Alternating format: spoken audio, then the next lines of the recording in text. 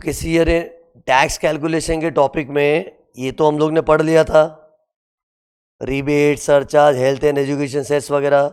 Okay, अब सुनो, इसमें एक और पॉइंट है। सरचार्ज के इमीडिएटली बाद एक और चीज होती है, मार्जिनल रिलीफ। वो थियरी में अभी पढ़ा रहा हूं। इस हम लोग जो करते हैं ना, सटक लटक वेनिंग्स बैलेंस, सटक लटक वेनिंग्स बैलेंस, गरीबों के लिए रिबेट, अमीरों के लिए सरचार्ज, सबके लिए हेल्थ एंड एजुकेशन सेस। उसमें सरचार्ज के तुरंत बाद there is something called marginal relief. तो अभी मैं मार्जिनल रिलीफ सिखा रहा हूं। क्या? Marginal relief. उसी ईयर मार्जिनल रिलीफ के लिए मैंने एक एग्जाम्पल बना के रखा है। ये एग्जाम्पल देखो, मैं इधर सॉल्व करूंगा ना, तो इसमें तुम लोग को मार्जिनल रिलीफ क्या है ये वर्ड भी फील हो जाएगा। Why it is called marginal, why it is called relief, और ये सरचार्ज के बाद लेस क्यों होता है। पहले ये याद रखना, ये सरचार्ज के बाद कुछ माइनस करना, बाद में health and education cess add करते हैं। ओके, उसी इसके लिए तुम लोग को कैल्सी साथ में रखना पड़ेगा। बिगर कैल्सी ये पॉइंट समझ ही नहीं पाओगे। Keep the calci ready.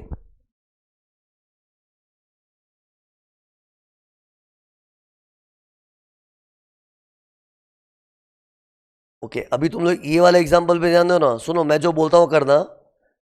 ये लेट्स अज्यूम कंपनी की इनकम 1,50,00,000 है। तो नाउ टेल मी, अगर कोई कंपनी की इनकम, इधर देखना, स्क्रीन पर देखना, किसी कंपनी की इनकम एग्जैक्ट 1 करोड़ है, तो उस पर टैक्स कितना आता है बताओ। I am talking about company है, कंपनी। मैं इंडिविजुअल एचयूएफ का नहीं बोल रहा हूँ, पार्टनरशिप फॉर्म नहीं, कंपनी। जबकि मार्जिन रिलीफ का concept is for all types of SSC. लेकिन अभी मेरे को मिक्सअप नहीं करना है। एक बार कंपनी अज्यूम करके मैं सिखाऊंगा, फिर बाद में इंडिविजुअल एचयूएफ हुआ तो क्या, वो सब वेरिएशन डिस्कस करेंगे। एक बार के लिए अज्यूम करो कोई कंपनी है, इंडियन कंपनी। ओके, तो ये 1 करोड़ की इनकम पे टैक्स कितना आएगा? 30%। तो 30% कितना हो गया? 30 लाख। और वो भी मैं अज्यूम कर रहा हूँ 400 करोड़ तक वाली कंपनी है। नहीं तो वो गए से गए साल का टर्नओवर 400 करोड़ के ऊपर है तो 25% होता है ना। Sorry, up to less than equal to 400 crore होता है तो 25% होता है ना। बट आई एम अज्यूमिंग वो 400 करोड़ से ज़्यादा टर्नओवर था, तो 30% टैक्स आएगा। लेकिन इस पर सरचार्ज आएगा क्या? एग्जैक्ट 1 करोड़ पे कंपनी को सरचार्ज नहीं आता है। कंपनी का सरचार्ज कब आता है? ग्रेटर देन 1 करोड़ हुआ तो उसमें 7%, फिर ग्रेटर देन 10 करोड़ हुआ तो 12%। लेकिन एग्जैक्ट 1 करोड़ तक तो सरचार्ज है ही नहीं, तो सिर्फ कंपनी को टैक्स भरना पड़ेगा। तो इसका 30% टैक्स कितना हो गया? 30 लैक्स।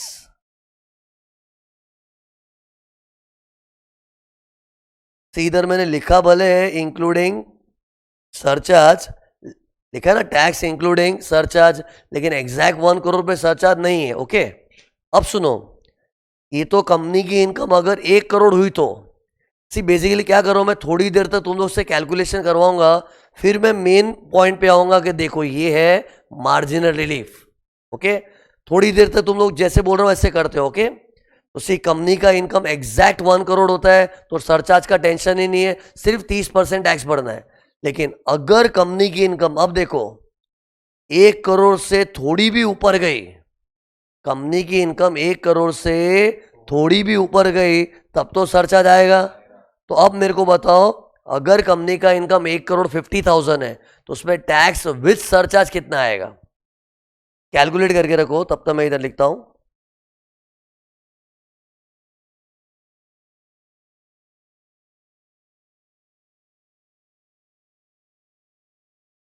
जीरो वीरो बराबर लिखना। देखो कंपनी का इनकम कितना है, कैल्सी में जीरोस वगैरह सब गिन के लिखना बराबर। 1,50,00,000 इनकम है, 1,50,000 अगर कंपनी की इनकम है तो इस पे टैक्स कितना आएगा? 30% टैक्स तो आएगा। और सिंस ये 1 करोड़ के ऊपर है, सरचार्ज भी आएगा। और 1 करोड़ के ऊपर इंडियन कंपनी को सरचार्ज कितना आता है? 7%। उसी मुझे ये चाहिए। देखो 1,50,00,000 का पहले 30% निकाल लिया, फिर उसमें प्लस 7% सरचार्ज, तो 1 करोड़ पहले 1,50,000 का 30% कितना है, मेरे को ये बताओ। 30 लैक्स, सॉरी 15,000, ये तो टैक्स आ गया। फिर इसी पे 7% सरचार्ज ऐड करना है, हाँ प्लस ना।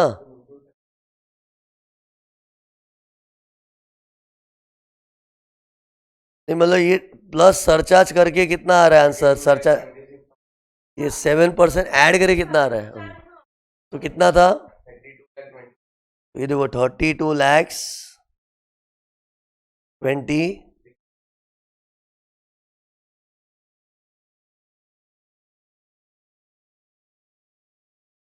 बराबर है। तो ये क्या है, टैक्स इंक्लूडिंग सरचार्ज। तो सी बेसिकली हम लोग सुनो क्या कर रहे हैं, वी आर जस्ट कंपेयरिंग कि 1 करोड़ तक अपनी जिंदगी कैसी थी और 1 करोड़ के बाद क्या हो जाता है, सरचार्ज आ जाता है ना।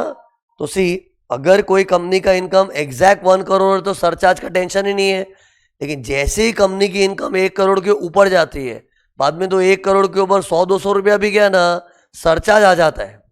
तो सी उससे तकलीफ क्या हुई मालूम है, ये देखो फील दी अमाउंट सा, इधर मैं कुछ अच्छी चीज बता रहा हूँ, देखो ना इधर कंपनी की इनकम 50,000 से क्या बढ़ गई, क्या बोला, कंपनी की इनकम 50,000 से क्या बढ़ गई, उसका टैक्स कितने से बढ़ा, 2,26,050। अमाउंट को फील करो, समझेगा कि शिट ये तो गलत हो रहा है। इतनी सी इनकम बढ़ी है, तो हाथ देखो मेरा, इतनी सी इनकम बढ़ी लेकिन टैक्स इतना ज्यादा बढ़ गया। इतनी सी मतलब कितनी, 50,000। मतलब आई एम अज्यूमिंग कि कंपनी पहले 1 करोड़ कमाती थी, अब सडनली 1,50,000 कमा रही है, तो 50,000 की इनकम क्या बढ़ गई, उसके पीछे टैक्स कितना बढ़ गया, 2,26,050। तो सी माना कि इनकम बढ़ती है तो टैक्स भी बढ़ता है, लेकिन इनकम ज्यादा बढ़ती है टैक्स थोड़ा कम बढ़ता है। इधर तो उल्टा है, इतनी सी इनकम बढ़ी है लेकिन उसके पीछे टैक्स बहुत ज्यादा बढ़ गया। ऐसा क्यों हुआ, क्योंकि कंपनी के जीवन में सडनली सरचार्ज आया है, और सरचार्ज ऐसा है ना, जब तक नहीं है तब तक नहीं है, और जब आता है तो पूरे पे आता है। ऐसा नहीं कि 1 करोड़ के ऊपर वाली इनकम पे ही आता है। अरे ऐसा होता तो तकलीफ ही नहीं होती किसी को। सरचार्ज जब आता है ना, तो 1 करोड़ के ऊपर थोड़ा भी गया ना, तो आएगा तो पूरे पे आएगा। पूरे पे मतलब क्या, पूरी इनकम का 30%, और उस पूरे का 7% surcharge. Surcharge is never incremental ना। ऐसा नहीं कि 1 करोड़ के ऊपर की जो दुनिया है उस पर जो टैक्स आया उसी का सरचार्ज निकालो, ऐसा थोड़ी है। सरचार्ज नहीं था तो नहीं था, लेकिन आया तो कैसा आया, ये देखो तुम लोग खुद कैलकुलेट किए थे, आया तो पूरे 1,50,000 का 30%, मतलब पूरी इनकम, और उस पूरे पे 7% मैंने वापस कैलकुलेट किया था। इसलिए क्या है, कंपनी का टैक्स सडनली शूट अप हो गया। लेकिन ये गलत है ना, किसी को भी खराब लगेगा। एक कंपनी सोचेगी यार ये तो इससे तो 1 करोड़ कमा रहे, अच्छा था, 1 करोड़ से थोड़ा ज्यादा क्या कमा लिया, इतनी सी तो इनकम एक्स्ट्रा आई है, लेकिन उसके पीछे टैक्स इतना ज्यादा चला गया, तो ऐसी इनकम क्या काम की। अरे क्योंकि इनकम आई और उससे ज्यादा तो टैक्स चला गया है। तो सी लॉ ने क्या बोला, कोई बात नहीं, देखो ऐसा तो होना ही है, क्योंकि अपना सरचार्ज है ही ऐसा कि जब तक नहीं होता है तो नहीं होता है, लेकिन आता है तो पूरी इनकम के ऊपर एक साथ सरचार्ज आता है, तो टैक्स सडनली शूटअप होगा। लेकिन लॉ बोल रहा है चिंता मत करो, एक काम करते, कुछ रास्ता निकालते। देखिए आपकी इनकम 50,000 से बढ़ी है ना, ये देखो 50,000, तो अगर आपका टैक्स 50,000 तक बढ़ेगा तो परवड़ेगा ना। चलो हम समझते कि 50,000 की इनकम के पीछे 2 लाख जितना टैक्स बढ़ता है वो किसी को परवड़ेगा नहीं, लेकिन 50,000 की इनकम बढ़ी है, उसके पीछे 50 का ही टैक्स बढ़ेगा तो चलेगा, क्योंकि ब्रेक इवन होता है, नो प्रॉफिट नो लॉस। क्या ब्रेक इवन मतलब क्या, इनकम भी 50 से बढ़ी है और अगर टैक्स भी 50 से बढ़ेगा तो भी किसी को चलेगा, क्योंकि चलो इनकम आई उतना ही टैक्स है, एक्स्ट्रा तो नहीं गया ना, तो ब्रेक इवन पॉइंट जैसा है। तो लॉ ने बोला ठीक है हम ऐसा करवा देंगे, ये देखो तुम्हारा टैक्स 2,26,000 जितना बढ़ा है ना, हम एक काम करेंगे, खाली तुम्हारा टैक्स 50,000 से बढ़वाएंगे, और जो तुम्हारा एक्स्ट्रा टैक्स बढ़ा है ना, ये बैलेंस अमाउंट, बैलेंस कितना है? 2,26,050 माइनस ये बैलेंस कितना है? 1,76,050। इतना अमाउंट गवर्नमेंट क्या बोलेगी, चलो ये हम तुमको माफ कर देते हैं, इतना आप मत भरो बस। आपको यही तकलीफ हो रही थी ना कि 50,000 की इनकम के पीछे 2,26,050 का टैक्स बढ़ गया है। तो ठीक है, हमको भी पता है किसी को भी बुरा लगेगा, तो हम एक काम करेंगे, तेरी इनकम 50,000 से बढ़ी है ना, तो तेरा टैक्स भी 50,000 जितना ही बढ़वाएंगे। मतलब ये देखो, जितनी इनकम बढ़ी है उतना ही टैक्स बढ़वाएंगे। इसलिए जो भी एक्स्ट्रा अपना टैक्स आया था ना ये, अरे एक्चुअली तो 2,26,000 से टैक्स बढ़ा था ना, लेकिन 50 तो भर, उतना तो इनकम आया ना तेरे पास, उतना तो दे दे, ऊपर का मत दे, उतना माफ। अब कितने लोग तो इधर भी आर्ग्यू करते, क्यों 50,000 की इनकम बढ़ी उतना भी क्यों देवे?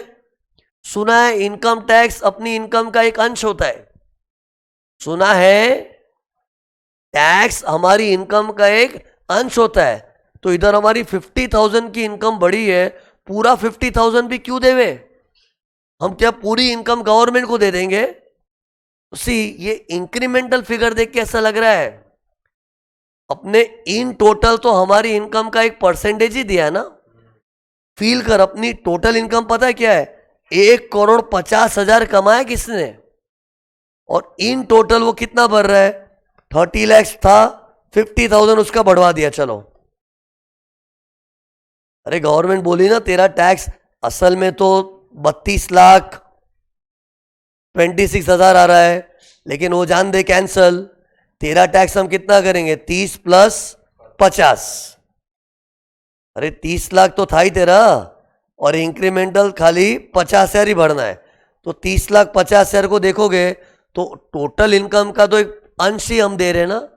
वो क्या इंक्रीमेंटल फिगर को देखते हैं ना, ऐसा लगता है यार 50,000 का एक्स्ट्रा इनकम आया, पूरा 50 चला गया, पूरी इनकम गवर्नमेंट को चली गई, लेकिन वो एक्स्ट्रा वाली ना, ओवरऑल तो हमने जितना कमाया है उसके मुकाबले तो एक सर्टन पोर्शन ही गवर्नमेंट को दिया है। और इतना भी गवर्नमेंट ने किया, उसके लिए हैप्पी होना चाहिए, नहीं तो गवर्नमेंट तो खड़ूस होके बोल सकती थी क्या करे, तेरी लाइफ में सर्चा जाए तो ऐसा होगा ही, तेरी इनकम 50,000 से बढ़ी है तो तेरा टैक्स अगर 2 लाख से बढ़ा है तो बढ़ने दे, मतलब 2,26,000 से या 50। बट फिर भी गवर्नमेंट ने एटलीस्ट इतना तो ख्याल रखा, चलो यार बेचारा कोई 50,000 का एक्स्ट्रा कमा के टैक्स 50,000 से भी ज़्यादा भरे, मतलब ये तो जो एक्स्ट्रा इनकम है वो तो गया ही, और भी जेब से गया, उतना नहीं होने देंगे। लेकिन तेरा 50,000 जो एक्स्ट्रा बढ़ा है ना, उतना तो तुझे बढ़ना ही पड़ेगा, और जो एक्स्ट्रा अमाउंट है वो तुम्हारा माफ हो गया। और ये जो माफ हुआ है ना, सुनो, इसी को बोलते हैं मार्जिनल रिलीफ। लेकिन सी, ये एक्सप्लेनेशन इतने में खत्म नहीं होता है, जब तक इसका एक और एग्जाम्पल नहीं सॉल्व होता ना, तब तक अपने को अंदर से फीलिंग नहीं आती है। ये खाली एक एग्जाम्पल लेता हो ना तो बच्चों के माइंड में ऐसा, ठीक है बराबर बराबर है, लेकिन वो फुल सेटिस्फेक्शन कब मिलता है? जब एक और एग्जाम्पल होता है, तब जाके लगता है ओ ये फंडा है क्या। लेकिन एक बार पेशेंस रखो ना, एक बार तुम लोग इसको सेटल करो, क्या था बताओ, कि ये केस में क्या होता है, इसको खत्म करो, फिर आगे नया केस आएगा कि एक कंपनी ने 1,50,00,000 कमा लिया, मीन्स अचानक नई नई कंपनी अमीर बनी है, 1 करोड़ के बाद बोलते ना अमीर एसएससी है, तो 1 करोड़ के बाद थोड़ा बहुत 50,000 इनकम बढ़ा है, तो इस कंपनी को बुरा क्या लग रहा है, यार इससे तो हम 1 करोड़ में खुश थे, 1 करोड़ पे 30 लाख टैक्स आता था, लेकिन 1 करोड़ से 1,50,00,000 क्या हो गया, इनकम तो सिर्फ 50,000 से बढ़ी, लेकिन टैक्स 2,26,050 से बढ़ गया, तो ये तो तकलीफ है। तो ऐसी तकलीफ के लिए गवर्नमेंट ने रास्ता क्या निकाला है कि चलो तुम्हारी इनकम 50,000 से बढ़ी है ना, तो टैक्स भी उतना ही बढ़वाएंगे, और जो भी एक्स्ट्रा बढ़ रहा था ना उतना माफ कर देंगे in the form of marginal relief. Okay, अब सुनो, पेशेंस रखना, मेरे को ये एक एग्जाम्पल वापस सॉल्व करवाना पड़ेगा, लेकिन वेट, पहले मेरे को है ना इसका एक फॉर्मूला बना के दो ना, कि मेरा टारगेट क्या मालूम है, सिखाते सिखाते एक फॉर्मूला भी डेवलप कर दूं। ये कैसे आया था अपना 176? Basically I want marginal relief का एक फॉर्मूला बन जाना चाहिए. Marginal relief is equal to, ये कैसे निकाला था 176 बताओ. 1,76,000 कैसे आया था? हमने ये माइनस ये किया था ना, तो बस इन दोनों को नाम दे दो, ये माइनस ये. लेकिन एग्जाम में ऐसे तो नहीं लिख सकते ये माइनस ये. तो बताओ ये क्या है और ये क्या है? इसको बोलेंगे एक्स्ट्रा टैक्स या फिर additional tax, incremental tax. Extra किसके मुकाबले? 1 करोड़ को बेस लग के अपना एक्स्ट्रा कितना टैक्स आ रहा है. सी ये 1 करोड़ मैंने ऐसे ही बेस लिया है, एक्चुअल क्वेश्चन में ना अपना इनकम इतना होगा. भूलो मत, मेरे एग्जाम्पल में 1 करोड़ तो मैंने ऐसे ही बेस लिया है टू कंपेयर एंड सी कि 1 करोड़ के ऊपर इनकम जाती तो क्या हाल होते हैं. एक्चुअल सम में अमाउंट क्या दिया होगा ये वाला, ये मत भूलो. तो टेल मी. यस, हमेशा 1 करोड़ से कंपेयर करना होता है. और 1 करोड़ को क्यों लेके बैठा हूं? क्योंकि 1 करोड़ एक ऐसा लेवल है जिसके बाद सरचार्ज स्टार्ट होता है कंपनियों का. मैंने पहले ही बोला, मैं कंपनी बता के सिखा रहा हूं. एक बार मन में आएगा इंडिविजुअल हुआ तो क्या, ये हुआ तो सब बताऊंगा ना, एक साथ सब मिक्स कर देंगे, खिचड़ी हो जाएगा. एक बार कंपनी अज्यूम करके करूंगा तो कंपनी का तो 1 करोड़ के बाद आता है ना, तो 1 करोड़ तो मैंने ऐसे बेच ही लिया था. क्वेश्चन में जो अमाउंट था ना वो क्या है? क्वेश्चन वाला अमाउंट क्या होगा? सम सॉल्व करते तो उसमें क्वेश्चन में अमाउंट क्या आई है अपनी? 1,50,00,000. तो 1 करोड़ को बेस लेके जो एक्स्ट्रा टैक्स आ रहा है ना, ये इसको क्या नाम दे रहा हूं मैं? Extra tax. और ये क्या था? Extra income. एक्स्ट्रा किसके मुकाबले? 1 करोड़ को बेस लेते हुए. मतलब 1 करोड़ के मुकाबले एक्स्ट्रा कितना है? 1,50,00,000. देखो जल्दी इधर. तो फॉर्मूला क्या हो गया मार्जिन रिलीफ का? मार्जिन रिलीफ का फॉर्मूला क्या हो गया? Extra tax minus extra income. मतलब ये extra tax minus extra income. तो लुक हियर, इसको मैं लिख रहा हूं इधर, एक्स्ट्रा टैक्स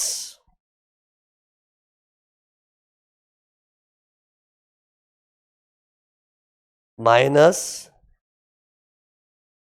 एक्स्ट्रा इनकम.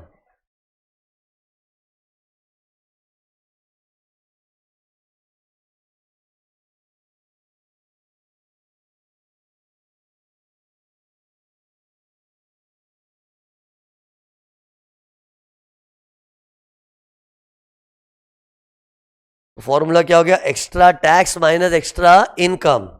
तो सी अपना एक्स्ट्रा टैक्स का अमाउंट क्या है? सब्स्टिट्यूट करो इधर. एक्स्ट्रा टैक्स था 2,26,050 और एक्स्ट्रा इनकम क्या थी? 50,000. तो ये डिफरेंस अपने को निकालना. तो डिफरेंस कितना है? 1,76,050.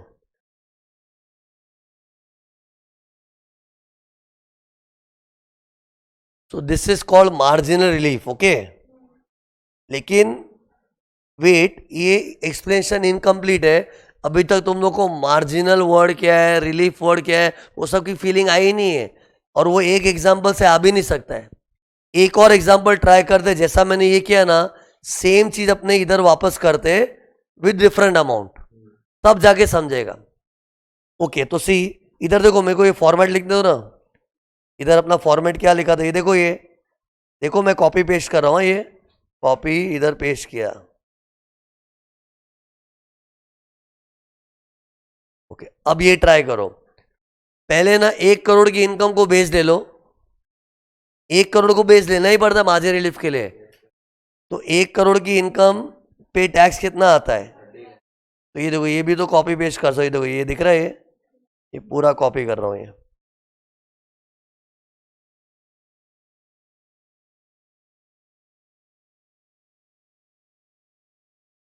तो अगर कंपनी की इनकम एग्जैक्ट 1 करोड़ है तो सरचार्ज का मचमच नहीं है, सिर्फ टैक्स आएगा 30%. ओके, नाउ इमेजिन अगर कंपनी की इनकम, अब देखो क्वेश्चन में अमाउंट कितना है, ये देखो 1,20,00,000 है. तो टेल मी, अगर कंपनी की इनकम 1,20,00,000 होती है, 1,20,00,000, तो उसका टैक्स कितना आएगा? कैलकुलेट करके रखो। हाँ,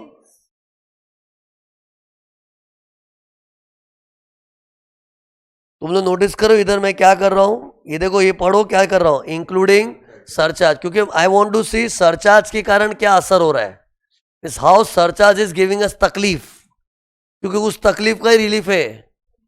तो विच सरचार्ज देखो अभी क्या हो गया, 1,20,00,000 पे पहले क्या करेंगे, इस पे तो 30% निकालना है, फिर जो आंसर है उससे प्लस 7% वाला सरचार्ज, क्यों मैं कंपनी अज्यूम करके सिखा रहा हूं ना। तो 1,20,00,000 का 30% प्लस 7% सरचार्ज कितना आ गया, 38,52,000। ओके, अब है ना, अपनी इंक्रीमेंटल इनकम और इंक्रीमेंटल टैक्स को फील करो। ये देखो, अभी बताओ कंपनी की इनकम 1 करोड़ के मुकाबले कितनी बढ़ी, 20 लाख। तो 20 लाख से इनकम बढ़ी है, फील दी अमाउंट, अमाउंट को फील करो, 20 लाख से इनकम बढ़ी, 20 लाख, लेकिन टैक्स कितना बढ़ा है, बस 8,52,000, इतना ही बढ़ा है। अरे अमाउंट फील किया कि नहीं, ये देखो हाथ देख मेरा, 20 लाख से इनकम बढ़ी है और टैक्स तो खाली 8 लाख ही बढ़ा है। तो ये सिचुएशन चलेगा, क्योंकि एक इंसान क्या सोचेगा, भाई इनकम बढ़ी है तो उसके पीछे टैक्स भी तो बढ़ेगा, और इनकम तो 20 लाख से बढ़ी है, वाओ, और टैक्स खाली 8,52,000 से बढ़ा है। तो इधर इंसान को तकलीफ नहीं हो रही है, और तकलीफ नहीं है तो गवर्नमेंट बोलेगी फिर रिलीफ की जरूरत नहीं है आपको। रिलीफ किसके लिए, अगर तकलीफ है तो रिलीफ है। कौन सी तकलीफ, कौन सी तकलीफ, इतनी सी इनकम बढ़ी है उसके पीछे टैक्स इतना ज्यादा बढ़ गया, वो तकलीफ होगी तो रिलीफ मिलती है ना, लेकिन इधर वो तकलीफ नहीं हो रही है। ये वाले एग्जाम्पल में क्या हो रहा है, अपना इनकम 20 लाख से बढ़ा है, ये देखो 20 लाख, लेकिन उसके पीछे टैक्स खाली 8,52,000 से बढ़ा है, तो मतलब इनकम ज्यादा बढ़ी, टैक्स थोड़ा ही बढ़ा है ना, तो ये सिचुएशन चलेगा, तो इसमें गवर्नमेंट रिलीफ नहीं देगी। और तुम लोगों को चेक करना ना अपना फॉर्मूला कैसे कमाल करता है। ये देखो फॉर्मूला में सब्स्टिट्यूट करके देखो ना, ये अरे फॉर्मूला में सब्स्टिट्यूट करो, ये देखो मैं सेम फॉर्मूला इधर में लिख रहा हूं, ये देखो इधर से मैं कॉपी मार रहा हूं, यही फॉर्मूला अगर मैं यहां पर यूज करूं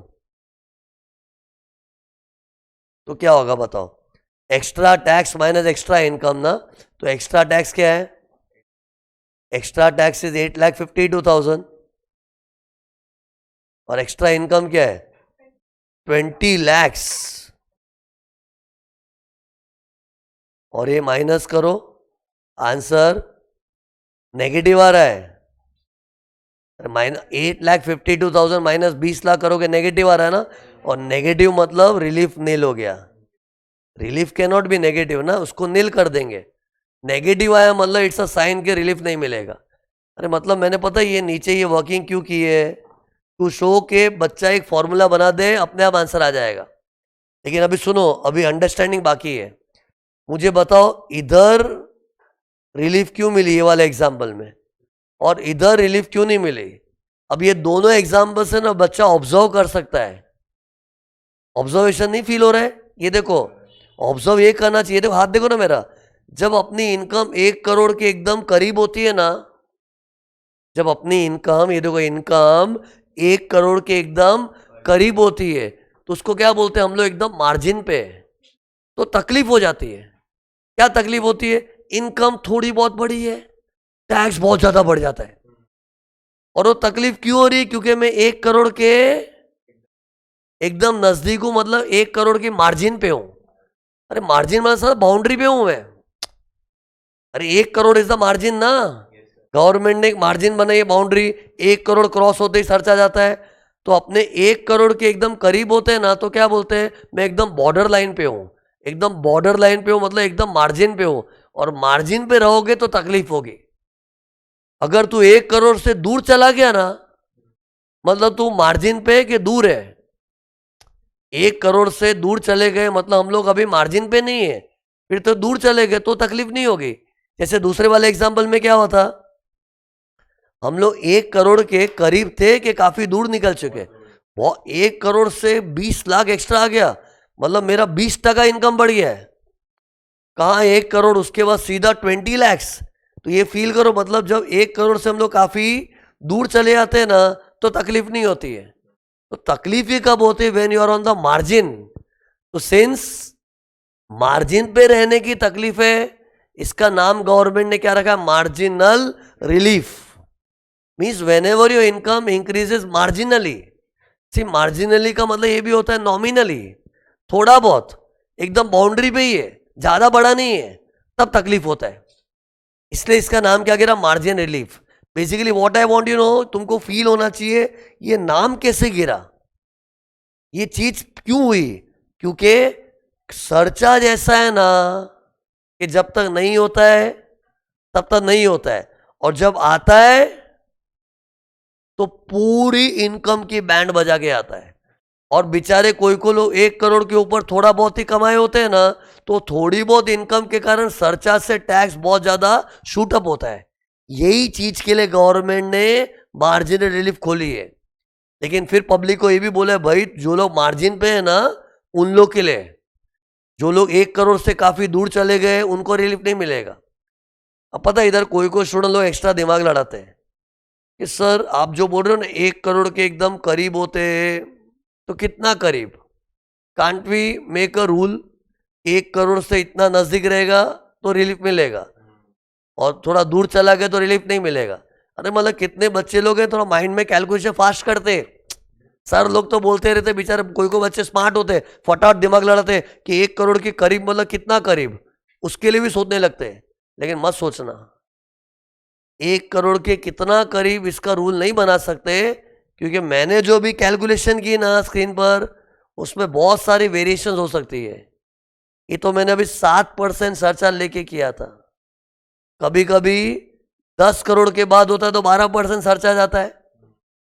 सिखाऊंगा उसका क्या करना है। और ये इंडियन कंपनी था इसलिए 30% टैक्स लिया।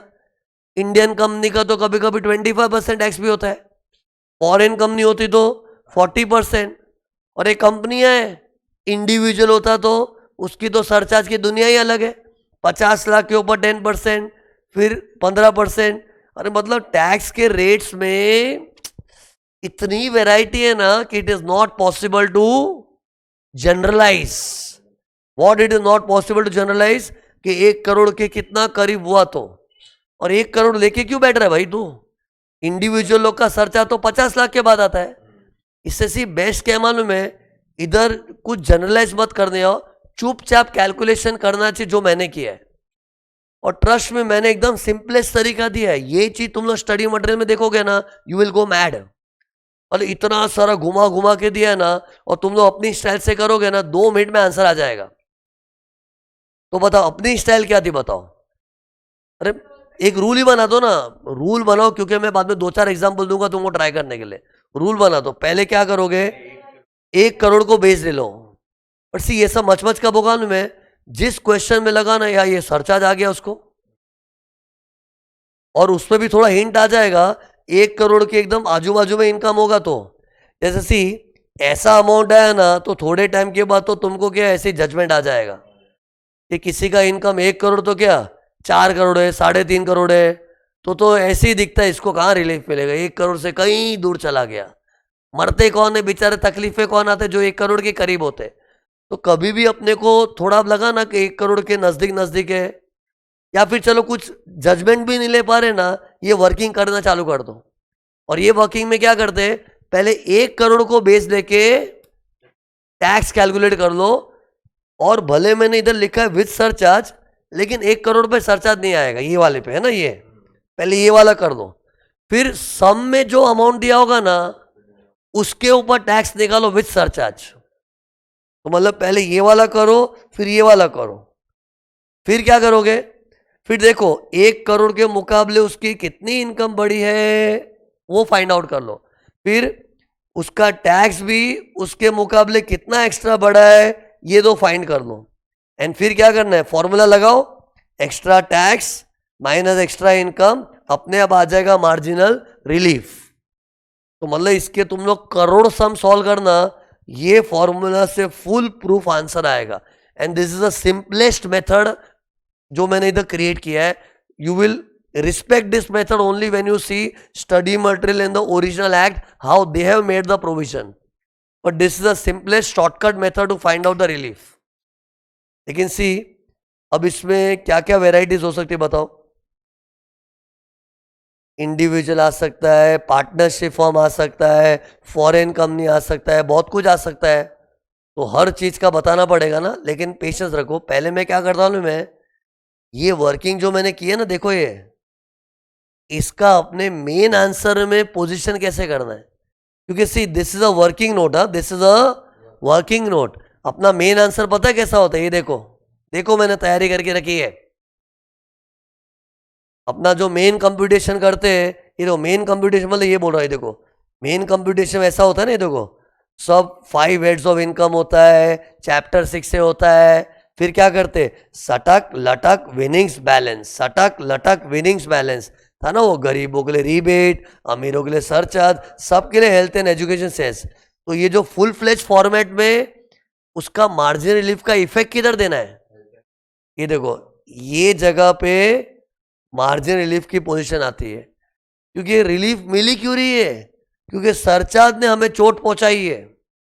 सरचार्ज किसको चोट पहुंचाता है, जो बेचारा नया नया 1 करोड़ के ऊपर आया होता है, 1 करोड़ के एकदम ही करीब करीब होता है, तो उसको सरचार्ज की मार लगती है. और उसी मार के लिए तो रिलीफ है. इसे सरचार्ज के तुरंत बाद आएगा मार्जिनल रिलीफ. कैसे लिखेंगे, लेस मार्जिनल रिलीफ. और ये अपने को वर्किंग नोट में कंप्यूट करना पड़ेगा. और वो वर्किंग नोट ही तो मैंने इधर बनाई थी. ये देखो ये वर्किंग नोट है. तो टेल मी इधर सम बताओ कैसे सॉल्व करेंगे. ये देखो एक बार चेक कर लो ना कैसे किया है मैंने. अरे ये वाला मैंने सॉल्व किया, इधर देखो. ये 1,50,00,000 था ना इनकम. तो 1,50,00,000 देखो इधर, नहीं देख रहे लोग, देखो इधर 1,50,00,000 की इनकम है ना. फिर उस पर टैक्स कितना आएगा, ये टैक्स निकाला है. फिर उसके ऊपर सरचार्ज, रिबेट तो नहीं आएगा इधर. रिबेट तो रेसिडेंट इंडिविजुअल लोग के लिए, कंपनी का अज्यूम करके सॉल्व कर रहा हूं. फिर इसके बाद ये मार्जिन रिलीफ के लिए नोट बनाना पड़ता है वर्किंग. और यही वर्किंग देखो मैंने किधर की, ये रही वर्किंग. ये वर्किंग थी ना, ये वर्किंग से आंसर आएगा. और ये वर्किंग का आंसर अपने को इधर बिठाना है. एंड फिर जो आंसर आएगा ना उसमें add health and education cess होगा. हाँ, अब हेल्थ एंड एजुकेशन सेस से अपना टैक्स बढ़ रहा है ना, तो उसके लिए कोई क्रिप नहीं कर सकता है. क्यों, हेल्थ एंड एजुकेशन सेस तो हमेशा ही आता है. 1 करोड़ के कम होता है तो भी आता है, 1 करोड़ से ज्यादा होता है तो भी आता है. उसके लिए कोई क्रिप नहीं करता, उसके लिए कोई रिलीफ भी नहीं है. सरचार्ज के लिए गवर्नमेंट ने क्यों दया की, क्योंकि सरचार्ज ऐसा है ना, जब तक नहीं होता है तब तक नहीं होता है, लेकिन अचानक जब आता है ना तो टैक्स शूटअप हो जाता है. और तकलीफ किसको होती, जो 1 करोड़ के एकदम करीब मार्जिन पे. अरे फंडा समझे, इसलिए इसको क्या बोलते हैं, मार्जिनल रिलीफ. ओके, अब है ना तुम लोग एक अलग एग्जांपल दे रहा हूं, ट्राई करो. अगर ऐसा होता तो ये देखो, ये ट्राई करना. एक कंपनी है, उसकी इनकम है 10,76,000. ये एक से मैं जो एग्जांपल ले लेके सिखा रहा हूं, ये है क्या बताओ, ये क्या फिगर है. This is our net taxable income. और ये क्वेश्चन में दिया है, सोचो क्वेश्चन है. हाँ, अब इसको सॉल्व कैसे करेंगे बताओ, आंसर.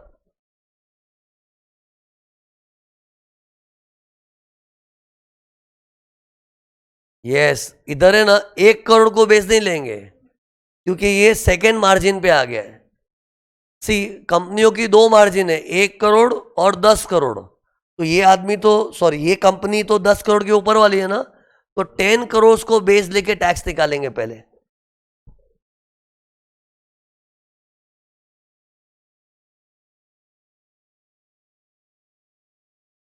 तुम लोग ट्राई करो.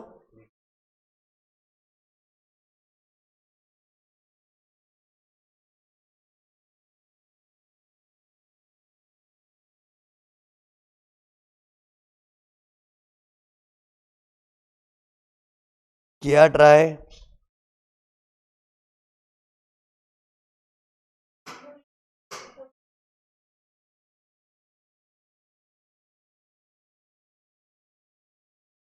ये देखो कैसे करना, लुक यार, इधर देखो अभी।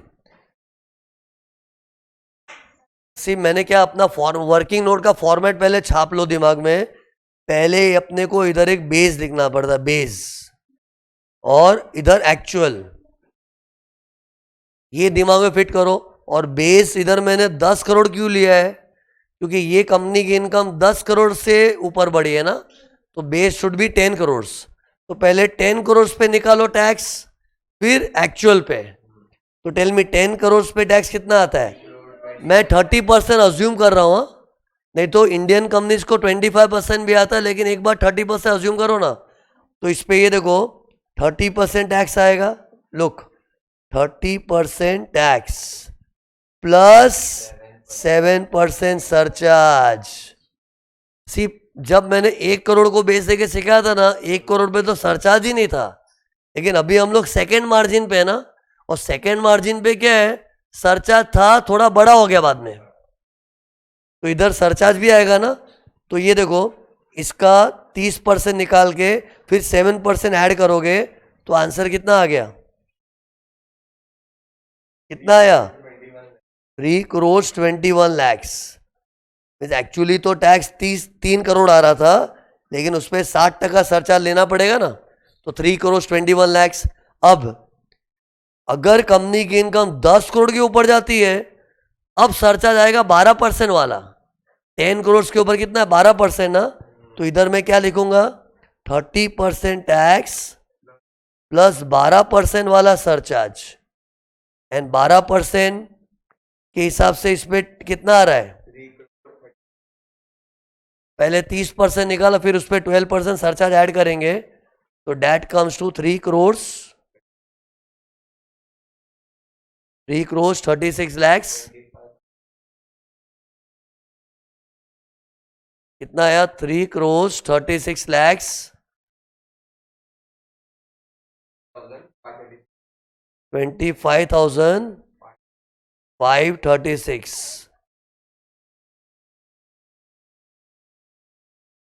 देखा है। अब अपने को है ना कंपेयर करना है। ये देखो देखो इधर, कंपनी की इनकम कितनी बड़ी है, 76,000 से, एक से है ना, कंपनी की इनकम 76,000 से बड़ी है। फील करो, समझेगा, कंपनी की इनकम 76,000 से बड़ी है, लेकिन उसके पीछे टैक्स कितना बढ़ गया, टैक्स कितना बढ़ा, 15,25,536। मतलब कोई पागल हो जाएगा सुन के यार, 76,000 की इनकम बढ़ी है, उसके पीछे टैक्स 15 लाख समथिंग बढ़ गया, तो ये थोड़ी किसी को परवड़ेगा। और ये क्यों हुआ है, कंपनी अभी नई नई सेकेंड मार्जिन पे आई है। सेकेंड मार्जिन मतलब 10 करोड़ वाला, तो जब नया नया 10 करोड़ के करीब आते हैं, तो सडनली 7% वाला सरचार्ज 12% होता है, तो टैक्स अचानक से शूटअप हो जाता है। और ये तो करोड़ों में बात हो रही है ना, तो टैक्स भयंकर शूटअप होता है। लेकिन इसी के लिए तो मार्जिन रिलीफ है। इसका फॉर्मूला क्या है, extra tax minus extra income, तो एक्स्ट्रा टैक्स ये रहा, माइनस एक्स्ट्रा इनकम 76,000, तो आंसर क्या आ गया, 14,49,536। इसको क्या बोलेंगे, मार्जिनल रिलीफ। बट सुनो, ये तो अपना वर्किंग नोट है, इसका मेन आंसर में इफेक्ट किधर आएगा, सरचार्ज के इमीडिएटली नीचे लेस मार्जिन रिलीफ करके आएगा, एंड फिर add health and education cess तो करना ही पड़ेगा। तो सी इधर मैंने खाली 10 करोड़ वाला बेस देके सिखाया ना, तो सी इधर कुछ भी परमुटेशन कॉम्बिनेशन आ जावे ना, अपना अगर फंडा क्लियर है ना, तो आंसर आना ही है। एक बार मेरे सेटिस्फेक्शन के लिए ना, मेरे को ये वाला बताओ, चलो एक इंडिविजुअल का ट्राई करना, ताकि क्या है, कोई स्कोप नहीं रहना चाहिए डाउट का। ये देखो, एक इंडिविजुअल आदमी है, और उसकी इनकम है ना, अज्यूम करो उसकी इनकम मतलब नेट टैक्सेबल इनकम इज 2,96,000।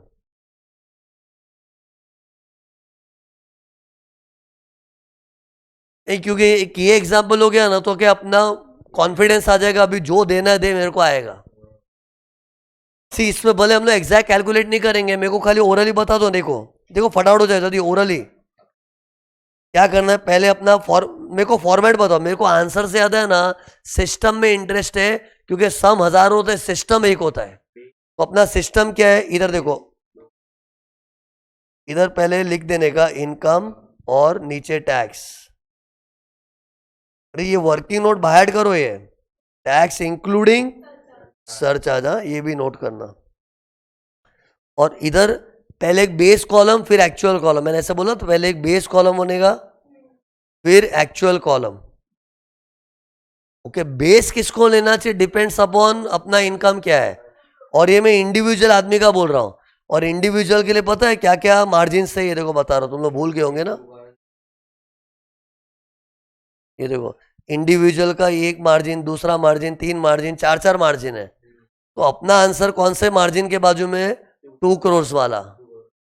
अरे मैंने कैसा एग्जाम्पल लिया, 2 करोड़ समथिंग लिया ना, तो इसके बाजू में, तो इसको तकलीफ क्या होगी, 15%, अचानक 25 हो गया ना, तो इसकी तकलीफ होगी इसको। तो अभी 2 करोड़ को बेच लूंगा मैं, 2 करोड़ को, इधर क्या है देखो 2 करोड़, तो इनकम 2 करोड़ देता हूं।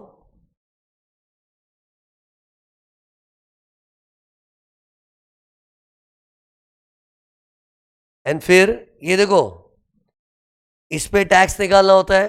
तुम लोगों को शॉर्टकट बताओ, सुनो, स्लैब रेट का शॉर्टकट बता रहा हूं, देखो ना इधर, स्लैब रेट का शॉर्टकट बता रहा हूं, इधर देखो शॉर्टकट। कभी भी इनकम एकदम हायर स्लैब में चली गई ना, कैलसी पे जो बोलता हो करो ना, कैलसी पे 2 करोड़ लो, अपना 2 करोड़ लो ना, मैं शॉर्टकट बता रहा हूं। 2 करोड़ कैलसी पे लिया, उसका सीधा 30% निकाल दो, बिंदास 30% निकालो, फ्लैट 30% निकाला, क्या आया, -187,500 कर दो, -187,500, फिक्स्ड 187,500 बाय हार्ट कर लो, शॉर्टकट के लिए बता रहा हूं। फिक्स्ड 187,500 माइनस करने का, पहले 30% निकालने का, फिर फिक्स्ड 187,500, तो जादू से आंसर आ जाएगा। क्या है आंसर, 58 lakhs 12,500। ये है ना स्लैब रेट का शॉर्टकट। ये तो बच्चे क्या करते ही रहते बेचारे, अप टू 2.5 लाख 0%, फिर 2.5 लाख से 5 लाख 5%, कितनी मेहनत लगती है उसमें। ये शॉर्टेस्ट कट है, लेकिन इसमें रटना क्या पड़ेगा, 187,500। एक्चुअली पता है मैंने क्या किया है, मैंने पहले पूरा 30% ले लिया था ना, फिर मेरे मन में क्या आया, नहीं यार पूरे पे थोड़ी 30 आता है, शुरुआत के 2.5 लाख पे तो 0 आता है, लेकिन 0 के बदले मैं तो 30 ले लिया, तो एक्स्ट्रा 30% लिया मैंने। जहां 0 लेना चाहिए 30% लिया ना 2.5 लाख पे, फिर अगले 2.5 लाख पे 5 आना चाहिए, लेकिन मैं तो पूरे पे 30 ले लिया। अरे मतलब पूरा 30% लेके मैंने जो भी एक्स्ट्रा टैक्स निकाला ना, वो 187,500 उसका टोटल है। अरे मतलब मैंने प्री कैलकुलेट करके रख दिया है कि मैंने तुमको क्या बोला, इसका सीधा तुम लोग 30% निकालो, लेकिन स्लैब रेट्स में थोड़ी पूरे पे 30 आता है यार, वो तो 10 लाख के ऊपर 30 आता है। तो 10 लाख तक तो छोटे छोटे परसेंट है ना, लेकिन ठीक है ना, छोटे छोटे के मुकाबले मैंने 30 लिया, तो जो जो एक्स्ट्रा लिया ना, उसका जोड़ निकालोगे तो 187,500 ही आता है।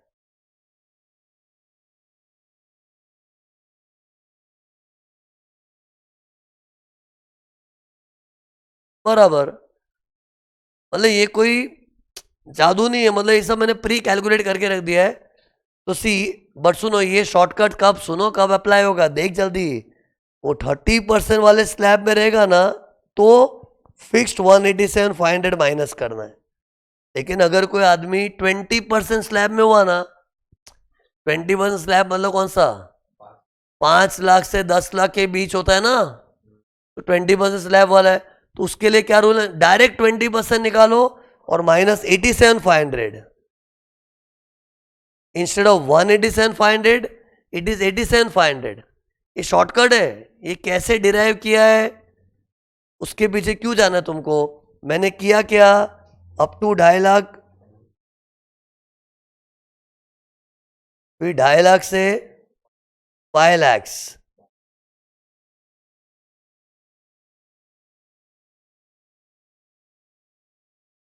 5 लाख से 10 lakhs और अबाव 10 lakhs।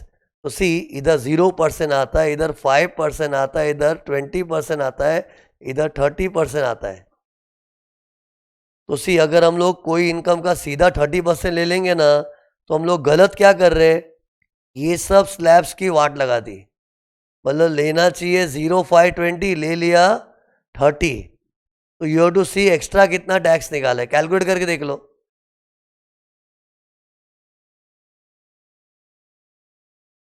आएगा, ये देखो, ये देखो। सी हम लोग पूरे पे 30% लेते हैं, तो उसमें गलती क्या कर रहे हैं, फर्स्ट 2.5 लाख का जीरो होना चाहिए, लेकिन जीरो के बदले कितना लिया 30। तो 30% कितना होता है, 2.5 लाख का 30%, 2.5 लाख का 30% कितना हो गया 75,000। ये याद रखना। मतलब ये मैंने मिस्टेक की, मैं अपनी मिस्टेक गिन रहा हूँ। पूरे पे 30% लेना मतलब मिस्टेक क्या है, शुरुआत का 2.5 लाख जो जीरो होना वो भी 30 हो गया।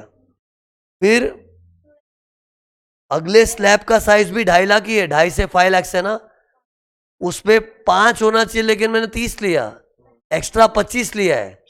5 तो लेना ही चाहिए, लेकिन मैंने 30 ले लिया ना, तो एक्स्ट्रा 25 लिया है। तो 25% निकालो 2.5 लाख का, 62,500। फिर थर्ड स्लैब में मैंने 20 के जगह 30 ले लिया, 20 के जगह 30 मतलब एक्स्ट्रा 10 ही लिया है। और थर्ड स्लैब का साइज कितना है, 5 lakhs to 10 lakhs मतलब 5 लाख। तो 5 लाख पे 10% एक्स्ट्रा लिया, मतलब कितना 50,000। तो ये सब का टोटल मारोगे क्या आएगा, 187,500। यही तो मैंने शॉर्टकट बनाया था। सी 187,500 एक्चुअली क्या है मालूम है, हम लोग पूरी इनकम का सीधा 30 निकालते हैं ना, तो उसमें जो जो गलतियां की है उसका टोटल है। गलतियां मतलब जहाँ 0 होना चाहिए फिर भी 30 ले लिया, जहाँ 5 होना चाहिए उधर भी 30 ले लिया, जहाँ 20 होना चाहिए उधर भी 30 ले लिया। तो जो भी एक्स्ट्रा टैक्स ले लिया उसका टोटल 187,500 है। अब तुमको लगे इतना क्या मगजमारी, अरे ये तो डिराइव कैसे हुआ उसकी मगजमारी है रे। लेकिन एक बार फॉर्मूला बन गया फिर मगजमारी थोड़ी है। कई बार एग्जाम में एमसीक्यू में काम आता है। अरे इंडिविजुअल का ऐसे फुल प्लेस सम थोड़ा कम आता है, एमसीक्यू में तो कोई भी इंडिविजुअल आदमी डाल देंगे। और ये मार्जिन रिलीफ जैसी चीज तो एमसीक्यू में डाल ही देते। और अगर कोई इंडिविजुअल का सम आया और सोच उधर बच्चा स्लैब रेट में इतना टाइम पास करते रहेगा, कितना टाइम वेस्ट होगा, पेपर टाइम पे खत्म करना पड़ता है ना। तो बेस्ट याद रखो, शॉर्टकट कभी भी 30% स्लैब में कोई इंसान पहुंचा ना, तो क्या करना चाहिए, सीधा 30% निकाल लो एंड फिर -187,500। और 20% स्लैब वाला होगा तो 87,500। ये कोइंसिडेंटली इसका शॉर्टकट भी मस्त है, एक 187,500 तो दूसरा 87,500। लेकिन बी केयरफुल, ये जवानों के स्लैब रेट में शॉर्टकट चलेगा। बाय चांस को सीनियर सिटीजन आ गया ना, उसके स्लैब्स अलग है, उधर ये शॉर्टकट मत मारना, रिस्की है। ठीक है ना, 100 में से तुमको 1-2 सम सीनियर सिटीजन के मिलेंगे, तब कर लेना मेहनत। अब उसका भी मैं शॉर्टकट बना के दूं ना, तो see I don't want to complicate. Shortcut हम क्यों बना रहे, ताकि काम आसान हो, लेकिन शॉर्टकट के चक्कर में और नया टेंशन पाल के मतलब नहीं है ना। और ठीक है ना, एक आध बार सीनियर सिटीजन आएगा तो उसका कैलकुलेट कर लेना। बाकी जो नॉर्मल आदमी का सम आएगा तो उसमें तो मस्त शॉर्टकट चलता है ना। अब फटाफट शॉर्टकट से बताओ चलो। नहीं इसका बताओ, अभी ये करो ना, सॉल्व आगे सॉल्व करना है। 2 करोड़ रुपए स्लैब रेट से टैक्स कितना आया, स्लैब रेट से निकाला था हमने, निकालो वापस, भूल गए तुम लोग।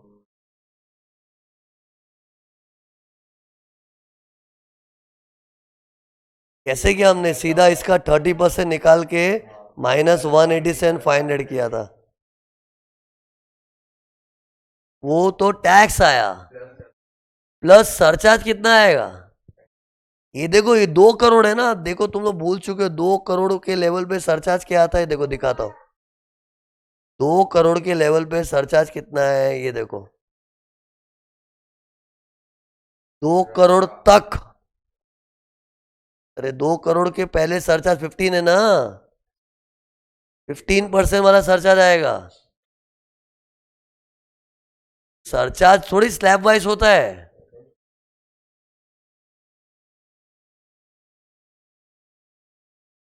सी कितने लोग को क्या लगता है, इधर देखो, ये सरचार्ज स्लैब ऐसा नहीं है, कोई 2 करोड़ तक है ना, तो 2 करोड़ वाले को 15% ही आता है। ऐसा नहीं है थोड़े पे 0, थोड़े पे 10, थोड़े पे 15। टिल 2 करोड़ कोई इनकम है, मतलब 2 करोड़ समथिंग, उसके जस्ट नीचे थोड़ा, तो 15% सरचार्ज आता है। अरे सरचार्ज ऐसा नहीं होता कि डबल ट्रिपल रेट यूज करना चाहिए। सरचार्ज का कोई एक ही रेट होता है, और अगर एग्जैक्ट 2 करोड़ है ना, तो उसको सरचार्ज 15% आता है। इसमें भी कोई लोग क्या करते हैं, नहीं थोड़े पे 0, थोड़े, ऐसा थोड़ी। सरचार्ज स्लैब रेट्स नहीं है, स्लैब रेट स्लैब वाइज आता है। सरचार्ज में भले हमने मल्टीपल परसेंटेज याद किए, लेकिन एट अ टाइम एक ही परसेंटेज यूज होता है। तो अगर कोई बोले हमारी इनकम .2 करोड़ है, तो .2 करोड़ वालों का 15% होता है। तो कोई बोले 10 किसके लिए, 10 मतलब जिसका 1 करोड़ या कम होगा तो। बट मेरे एग्जाम्पल में अभी क्या है, मेरे एग्जाम्पल में बंदे का इनकम में बेस क्या ले रहा हूं, इधर बेस कर रहा था ना मैं, इधर मैं 2 करोड़ को बेस पकड़ रहा हूं ना, तो .2 करोड़ पे सरचार्ज कितना है, 15% वाला। तो सी इस पे टैक्स कैसे निकालेंगे, इधर मैं लिख देता हूं, इधर मैं लिखता हूं स्लैब रेट्स प्लस 15% वाला सरचार्ज। क्योंकि किसी का इनकम एग्जैक्ट 2 करोड़ भी है ना, तो सरचार्ज इज 15%। ओके, तो आंसर क्या है इसका, तो ये 66,84,375। लेकिन सुनो, ये तो अपना बेस था, और 2 करोड़ को क्यों बेच लिया, क्योंकि अपनी इनकम 2 करोड़ के नजदीक है। 2 करोड़ कौन सा, सरचार्ज के लेवल से ना, 50 लाख, 1 करोड़, 2 करोड़, 5 करोड़, वो वाला 2 करोड़। अब है ना कंपनी का एक्चुअल इनकम लिख के करेंगे। एक्चुअल इनकम कितना है, 2,96,000 निकालो अभी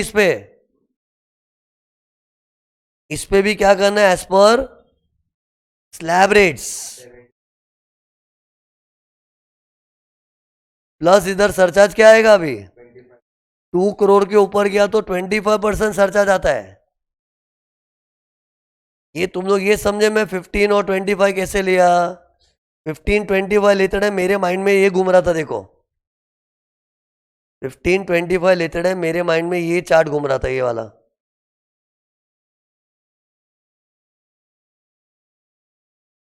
ये वाला देखो, 2 करोड़ तक 15, उसके बाद 25। क्योंकि मैंने क्वेश्चन नहीं कैसा लिया, 2 crore something is the income. तो क्या आया इसका, शॉर्टकट से निकालो, शॉर्टकट दिया है मैंने। पहले इसका सीधा 30% निकाल लो, जो भी आया -187,500। लेकिन ये स्लैब रेट वाला टैक्स आया, प्लस उसका 25% सरचार्ज, तो 25% सरचार्ज कितना आ गया, मतलब सरचार्ज ऐड करके 73 लाख।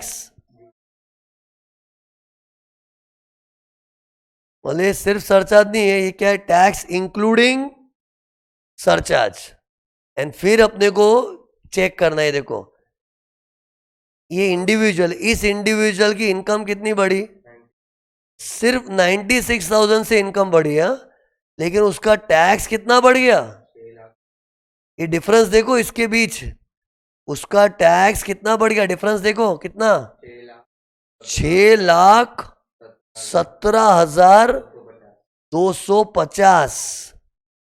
मतलब इनकम तो सिर्फ 96,000 बढ़ी, टैक्स इतना ज्यादा बढ़ गया। क्यों, क्योंकि ये अभी 2 करोड़ के एकदम नजदीक नजदीक ही पहुंचा है। मतलब 2 करोड़ तक तो उसका सरचार्ज लेवल 15 था, अब सडनली 25% सरचार्ज, तो टैक्स शूट अप हो गया। तो बस इसके बाद फॉर्मूला चालू। फॉर्मूला क्या अपना, एक्स्ट्रा नहीं, ये लफड़ा हो जाएगा। ये फॉर्मूला को एक्स्ट्रा इनकम करके मत बोलना, लफड़ा हो जाएगा। एक्स्ट्रा टैक्स माइनस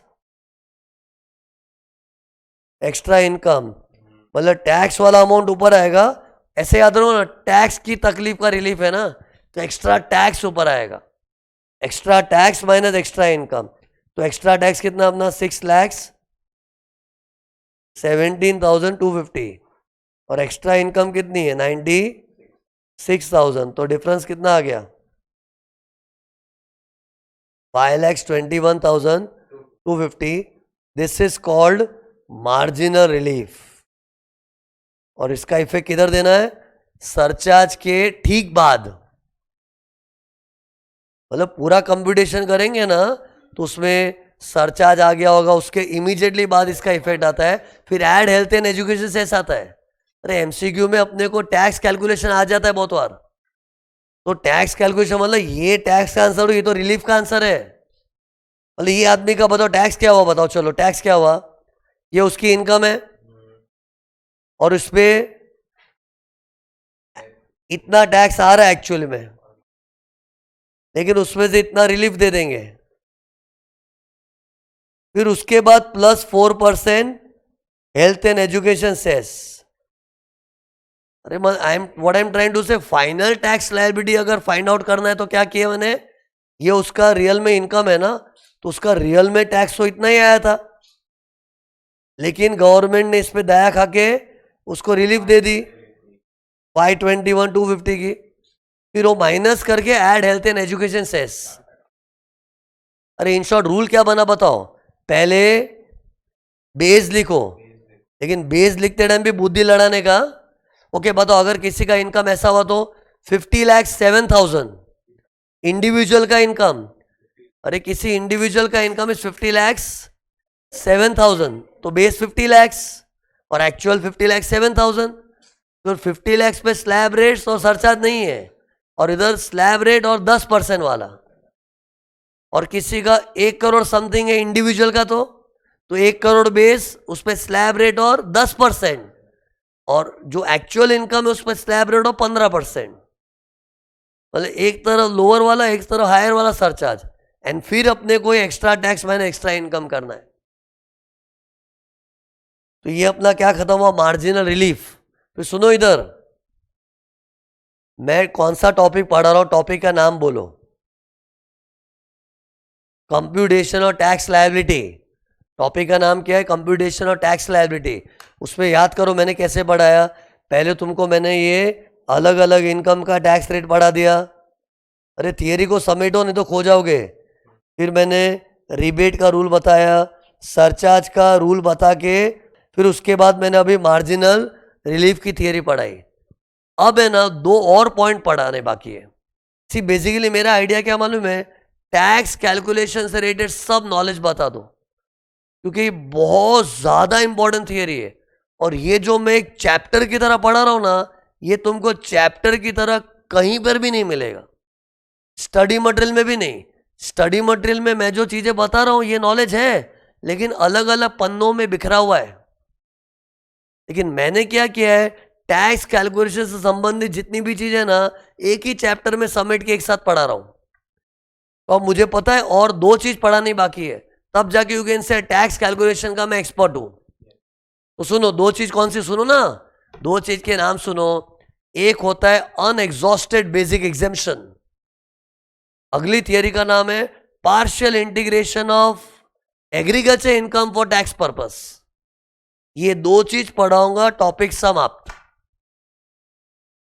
कौन सी 2 चीज, अनएग्जॉस्टेड बेसिक एग्जेम्पशन और partial integration of agriculture income for tax purpose.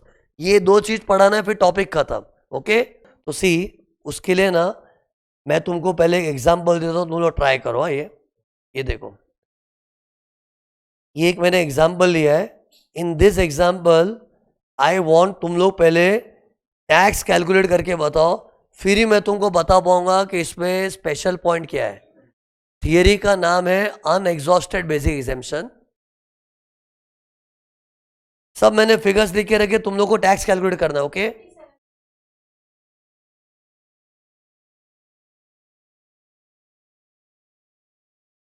तो सी इधर मैंने अमाउंट नहीं लिखा है, जो भी होगा, लेकिन मैंने देखो फाइनल ब्रेकअप दिया, सटक लटक लटक विनिंग्स बैलेंस। तो सी टैक्स कैलकुलेट करते हैं ना, ये देखो पहले सटक जी अंडर सेक्शन 111A में टैक्स कितना आता है 15%, तो 3,80,000 का 15% कितना हो गया 57,000। तो ये 57,000 आ गया, इधर 15% टैक्स इधर लिख देता हूँ 15%। फिर इस पे तो नील, ये लटक जी अंडर सेक्शन 112A पे टैक्स कितना आता है 10%, बट है ही नहीं ना, फिर सादा लटक जी पे 20% टैक्स आता है, तो 1 लाख था, उस पर 20% टैक्स कितना हो गया? 20,000, तो ये 20,000। और विनिंग्स का टैक्स रेट क्या है? 30%, मतलब 30,000, है ना। एंड फिर ये बैलेंस एनटीआई समझता ना क्या है? This is what you know, ये जो अपना फाइनल एनटीआई होता है ना, उसमें ये सब माइनस करके बैलेंस से फिगर है 1,20,000। नाउ लेट्स अज्यूम ये कोई इंडिविजुअल असेसी है, तो इंडिविजुअल को टैक्स कैसे आता है? As per slab rates. तो स्लैब रेट्स में 2.5 लाख तक तो 0% ही है, और ये इनकम कितनी? 1,20,000। तो 1,20,000 मतलब 2.5 लाख से कम है, तो tax will be zero. Tax will be zero, and tax will be zero, exam में marks will also be zero. ये जो मैंने किया ना पूरा रॉन्ग है। क्यों रॉन्ग है बताऊंगा, लेकिन पहले एक बार वापस देखो। यूजुअली एक स्टूडेंट क्या करेगा? स्टूडेंट क्या सोचेगा? हाँ ठीक है, सटक जी अंडर 111 का 15% निकाल दिया, और ये लॉन्ग टर्म का 20 निकाल दिया, विनिंग्स का 30 निकाल दिया, और ये बैलेंस एंटी है तो 2.5 लाख से कम है, तो उस पर तो जीरो टैक्स है, जीरो कर दिया। अरे आई एम अज्यूमिंग इंडिविजुअल आदमी है। तो ऐसे करके बच्चे सॉल्व करके आते हैं, लेकिन पता ही था लफड़ा क्या? तो सुनो एक रूल है, बहुत इंपॉर्टेंट रूल है, सुनो। कभी भी अपना बैलेंस एनटीआई बेसिक एग्जेम्पशन से कम होता है। बेसिक एग्जेम्पशन मतलब क्या? ये देखो 2.5 लाख, तो 2.5 लाख से कम है ना ये? कितना कम है बताओ? 2.5 लाख में से 1,20,000 तो था, बैलेंस कितना बचा है? 2.5 लाख माइनस 1,20,000 कितना है? 1,30,000। इसको क्या बोलते हैं? मैं इतना बेसिक एग्जेम्पशन मैं यूज नहीं कर पाया, क्योंकि मेरी इनकम ही 1,20,000 थी ना। चाहता तो मैं 2.5 लाख तक मेरी इनकम माफ करवा सकता था, लेकिन क्या करूं, मेरी इनकम ही 1,20,000 थी, तो 1,20,000 तो माफ करवा लिया, लेकिन मेरे पास और 1,30,000 माफ करवाने का स्कोप था। तो लॉ ने क्या बोला? एक काम करो, तुम ये 1,30,000 जल्दी देखो, देखो ना, इसको तुम इधर एडजस्ट कर सकते हो, इधर एडजस्ट कर सकते हो, इधर एडजस्ट कर सकते हो, विनिंग्स में नहीं एडजस्ट कर सकते हो। मतलब ये 1,30,000 का और एग्जेम्पशन बचा है ना, ले ले चल। Means actually basic exemption is meant for balance NTI, लेकिन बैलेंस एनटीआई मेरा पूरा ही नहीं पड़ रहा है ना, वो है ही 1,20,000। तो मतलब मेरा अभी भी 1,30,000 का एग्जेम्पशन बचा है, और एग्जेम्पशन बचा है, भूलो मत एग्जेम्पशन। तो लॉ क्या बोला? तेरा एग्जेम्पशन पड़ा है, चलो वो वेस्ट नहीं करने देंगे, तो उसको यूज कर ले। किधर यूज कर? इधर, इधर और इधर, बट नॉट विनिंग्स में। विनिंग्स में तो हम जरा भी छूट नहीं देंगे, उस पर तो फ्लैट 30% टैक्स मारना है। लेकिन जो 1,30,000 का एग्जेम्पशन बचा है, वो इन तीनों में एडजस्ट कर सकते हैं। एक से मेरे को बताओ, इधर वर्डिंग्स बताओ ना। 2.5 लाख को क्या बोलते हैं? एक से ना, 2.5 लाख को क्या बोलते हैं? Basic exemption. उसमें से 1,20,000 को क्या बोलेंगे? एग्जॉस्टेड। एग्जॉस्टेड मतलब यूज हो गया, उतना यूज कर लिया। एग्जॉस्ट मतलब यूज्ड। कितना यूज्ड? 1,20,000। तो बचा हुआ अनयूज्ड है, कितना बचा है? 1,30,000। इसको इंग्लिश में बोलते हैं अनएग्जॉस्टेड। अनएग्जॉस्टेड मतलब अनयूज्ड बेसिक एग्जेम्पशन।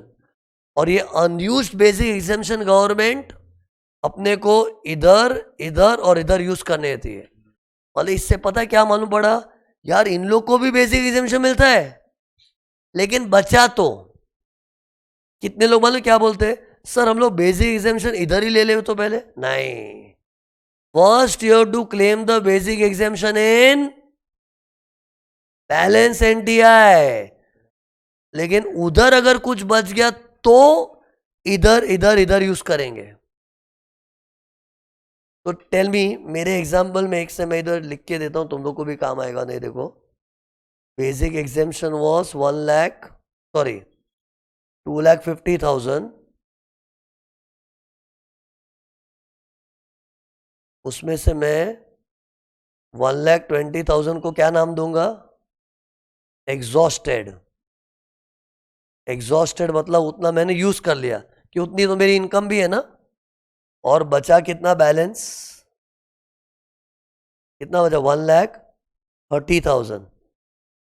इसको नाम देंगे हम लोग अनएग्जॉस्टेड बेसिक एग्जेम्पशन। ये हो गया अनएग्जॉस्टेड। अब इसको यूज करना है।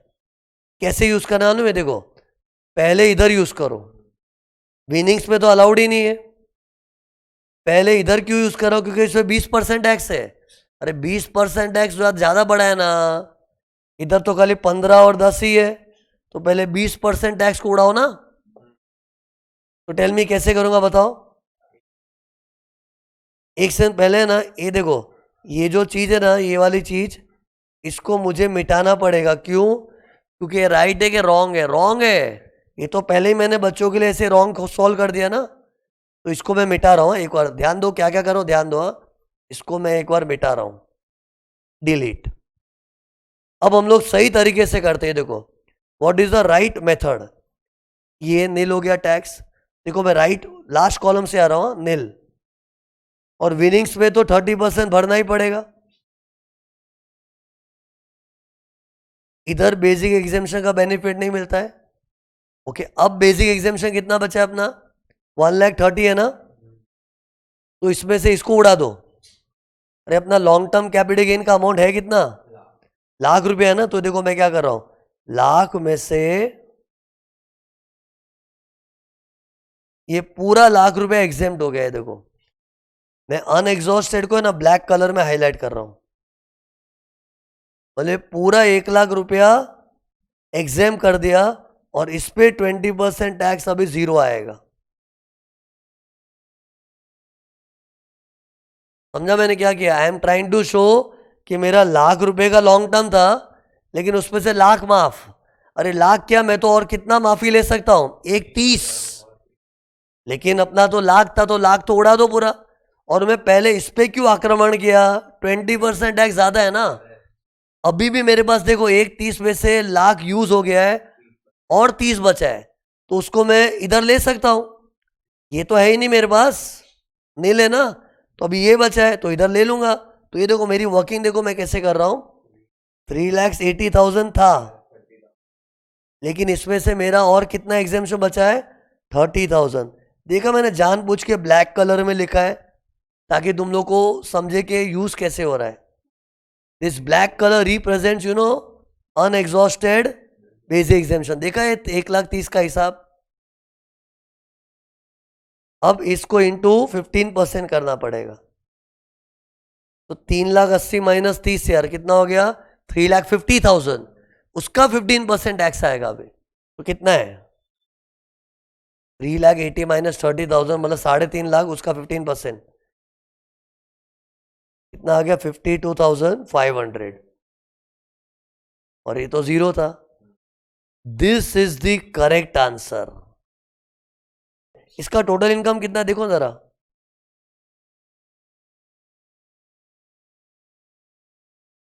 कितना हो गया? 380 नील 4 तो 580, और ये तो कितना हो गया?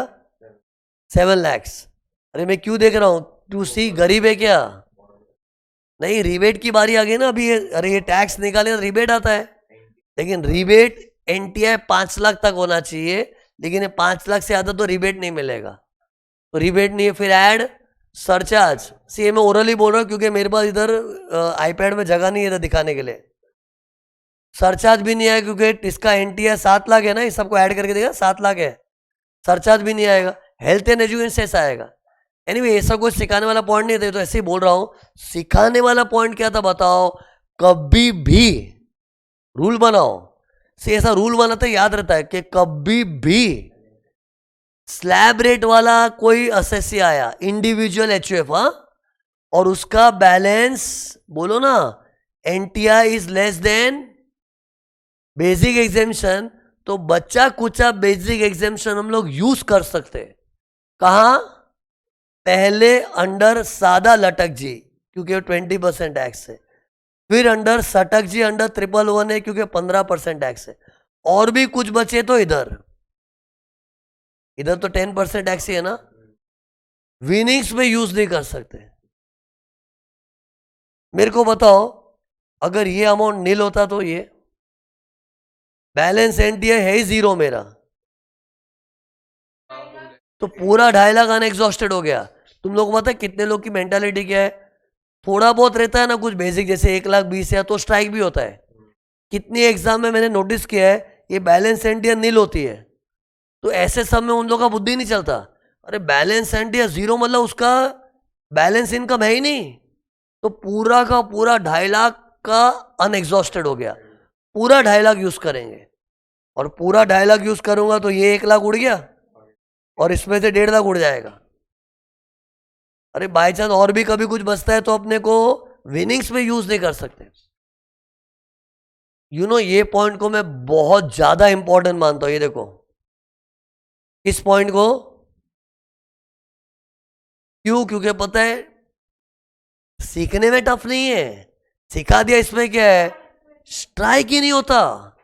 ट्रस्ट में, मैं इसको तुमको 100 बार स्ट्रेस करके भी बोलूं ना, एग्जाम के दिन, जब एग्जाम के दिन भी तुमको याद करके बोलूं ना, मौके पे बुद्धि नहीं चलेगी, अचानक सब में धोखा हो जाएगा, फिर बाद और शिट यार लफड़ा हो गया, स्ट्राइक नहीं होता। और एक लफड़ा सुनो अभी की, सुनो सुनो, एक अच्छा पॉइंट ये भी लफड़े वाला होता है। देखो ये जो अनएग्जॉस्टेड बेसिक एग्जामिनेशन की फैसिलिटी है ना, दिस इज ओनली फॉर देसी बॉयज, रेसिडेंट लोग के लिए। मतलब पहले तो इंडिविजुअल एचयूएफ के सब में ही काम का है, क्योंकि उन लोग में स्लैब रेट आता है ना, उन लोग में बेसिक एग्जामिनेशन होता है ना, लेकिन वो भी देसी होना चाहिए, रेसिडेंट। अरे इसको मैं इतना हाइप क्यों कर रहा हूं? मैं एग्जाम में पता है, सुनो लफड़े क्या होते हैं, कितने लोग को है ना ये अनएग्जॉस्टेड का रूल स्ट्राइक नहीं होता, और किसी को स्ट्राइक होता है तो गलत टाइम पे स्ट्राइक होता है कि सब में नॉन रेसिडेंट होता है वो। ये भी हुआ है, कितने लोग हैं ना सोचते अरे अनएग्जॉस्टेड बेसिक एग्जामिनेशन का मेरे को स्ट्राइक हो गया, वो पेपर लिखते ना मन में सोचेगा भी कितने लोग को तो स्ट्राइक भी नहीं हो, मेरे को स्ट्राइक हुआ है, लेकिन उसने लफड़ा क्या किया, नॉन रेसिडेंट के सब में कर डाला। अरे मतलब इधर दो चीज का मैं हैमर करता हूं, एक तो किसी को ये नॉलेज मौके पे स्ट्राइक नहीं होता, और स्ट्राइक भी होवे ना तो बी केयरफुल भाई, वो रेसिडेंट लोग के लिए होता है, और पेपर सेटर लोग का स्टाइल होता है। इन लोग क्या है, कहीं कोने में लिख देंगे he is a non resident. अरे इन लोग तो ऐसा भी लिख देते, ड्यूरिंग द प्रीवियस ईयर उसने 182 डेज और मोर इंडिया में नहीं रहा था, इंडिया में खाली 10 दिन रहा था। अरे इंडिया में 182 डेज और मोर रहते तो रेसिडेंट होता है ना, तो ये स्टाइल में दे देते। मतलब ऐसा कुछ करेंगे कि नॉन रेसिडेंट है, और ऐसी स्टाइल में लेके किसी को स्ट्राइक ना होए। पेपर सेटर का काम ही है कि तेरे को अटकाना, लेकिन अपने अगर नॉलेज एकदम अच्छी तरह याद होगा तो अपने अटकेंगे नहीं। खत्म हो गया ये पॉइंट। तो अनएग्जॉस्टेड बेसिक एग्जामिनेशन की फैसिलिटी किसके लिए अवेलेबल है? ओनली फॉर देसी बॉयज एंड देसी एचयूएफ्स, ओनली फॉर रेसिडेंट्स। ये बहुत ज्यादा इंपॉर्टेंट पॉइंट है, याद रखना। इंडिविजुअल एचयूएफ का टेंशन क्यों नहीं? क्योंकि ये स्लैब रेट्स में ही लफड़ा है ना। अनएग्जॉस्टेड का पॉइंट ही कब उठता है? जब स्लैब रेट्स पे आते हैं। जिनका फ्लैट रेट पे टैक्स है उनको तो फ्लैट टैक्स आता ही है ना।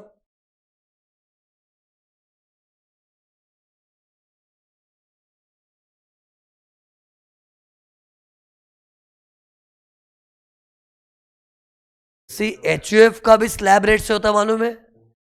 एचयूएफ भी स्लैब रेट से आता है, और एचयूएफ को भी बेनिफिट मिलेगा, इंडिविजुअल एचयूएफ, बट दोनों रेसिडेंट होने चाहिए। और एचयूएफ का स्लैब रेट हमेशा 2.5 लाख ही होता है। इंडिविजुअल को तो क्या है, जवानों का स्लैब अलग, बुड्ढों का अलग, सुपर बुड्ढा है तो अलग, लेकिन एचयूएफ तो आर्टिफिशियल एंटिटी है, उसका हमेशा 2.5 लाख वाला स्लैब होता है। लेकिन उसमें भी ये फैसिलिटी उपलब्ध है, but individual HUF should be resident, then only. खत्म हो गया है। बस अभी आखिरी पॉइंट बचा है टैक्स कैलकुलेशन का, that is partial integration of agriculture income. ये सब चीजें एमसीक्यू में बहुत काम आती है। एग्जाम में कभी कभी ऐसा भी क्वेश्चन आया हुआ है, देखो एक आदमी के लॉन्ग टर्म कैपिटल गेन्स है 1 करोड़, टैक्स निकालो। पब्लिक को लगे ये तो सिंपल है, 1 करोड़ पे सीधा 20% निकाल के आ जाता है। आधी पब्लिक खाली 20% निकालती, हाँ। दूसरी पब्लिक है ना, होशियार होती, नहीं इस पे सरचार्ज भी लेना है, सेस भी लेना है। इंडिविजुअल का समय मतलब 1 करोड़ है, मतलब 50 लाख के ऊपर है तो सरचार्ज भी आएगा। उन लोग वो दिमाग लड़ाते हैं, लेकिन किसी को ये बुद्धि नहीं चलती कि उसका सिर्फ लॉन्ग टर्म 1 करोड़ है, मतलब ये देख, मतलब उसका ऐसा कोई इनकम तो जीरो है। ट्रस्ट मी, सीरियसली बता रहा हूं मैं, तुमको लग रहा है ज्यादा बोल रहा हूं, लेकिन धोखा नहीं होना चाहिए, मेरे को डर लग रहा है। लॉन्ग टर्म कैपिटल गेन सिर्फ 1 करोड़ दिया तो बताओ क्या आएगा। तो लॉन्ग टर्म वाले ये देखो, मन में ये सीन आ चाहिए, ये 1 करोड़ है ना, तो बैलेंस एंटी है तो जीरो है, तो वो पूरा 2.5 लाख का एग्जामेशन यूज करने का। तो 1 करोड़ में से 2.5 लाख माइनस करो, बैलेंस में 20% टैक्स, सादा लॉन्ग टर्म है 20% टैक्स। एंड फिर सरचार्ज का भी ख्याल आना चाहिए, क्योंकि 50 लाख के ऊपर है ना एनटीआई, इंडिविजुअल है, तो सरचार्ज भी लेंगे। फिर हेल्थ एंड एजुकेशन सेस। अरे एमसीक्यू में कितने लोग मेरे को डाउट पूछते, सर मेरा एमसीक्यू में आंसर ही नहीं आ रहा है। उसका आंसर क्यों नहीं आ रहा था, उससे 2.5 लाख नहीं लिया था। नहीं, सरचार्ज तो आएगा नहीं, मतलब जैसे 1 करोड़ वाले एग्जाम्पल में क्या बोल रहा हूँ देखो, 1 करोड़ का लॉन्ग टर्म है, उसमें 2.5 लाख का अपने बेसिक एग्जामेशन माइनस कर दिए, तो कितना हो गया वो 97,50,000। फिर इसके ऊपर टैक्स कितना आएगा 20%। 20% टैक्स, फिर सरचार्ज भी तो आएगा ना, सरचार्ज आएगा, बट 20% वाली जो अमाउंट है उसके ऊपर सरचार्ज आएगा। कितना आता है 1 करोड़, एनटीआई 1 करोड़ है तो 10%, 10 नहीं 15% आएगा, सॉरी तो 10%, 1 करोड़ तक 10% है, 1 करोड़ के ऊपर हुआ तो 15। अरे इंडिविजुअल लोग का सरचार्ज का सिस्टम पता है ना, ये देखो इधर लिखा है, ये तो मैं 1 करोड़ का एग्जाम्पल लेके बैठा हूं ना, और .1 करोड़ पे 10% सरचार्ज आएगा। तो इन शॉर्ट बताओ, लटक जी 1 करोड़ सब में दिया है, तो पहले 2.5 लाख का बेसिक एग्जामेशन निकाल दिया, फिर उस पर 20% टैक्स आया, फिर उस पर 10% वाला सरचार्ज, फिर add health and education cess. तो ऐसी चीजों का खिलवाड़ इन लोग एमसीक्यू में करते, और अपने को राइट आंसर निकालने आना चाहिए।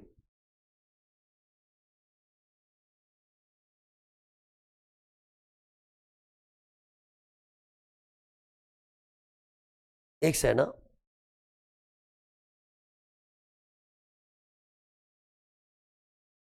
अब सुनो, अनएग्जॉस्टेड बेसिक एग्जामेशन के बाद एक और पॉइंट बचा अपना, एग्रीकल्चर इनकम से रिलेटेड अच्छा पॉइंट बचा, ये देखो।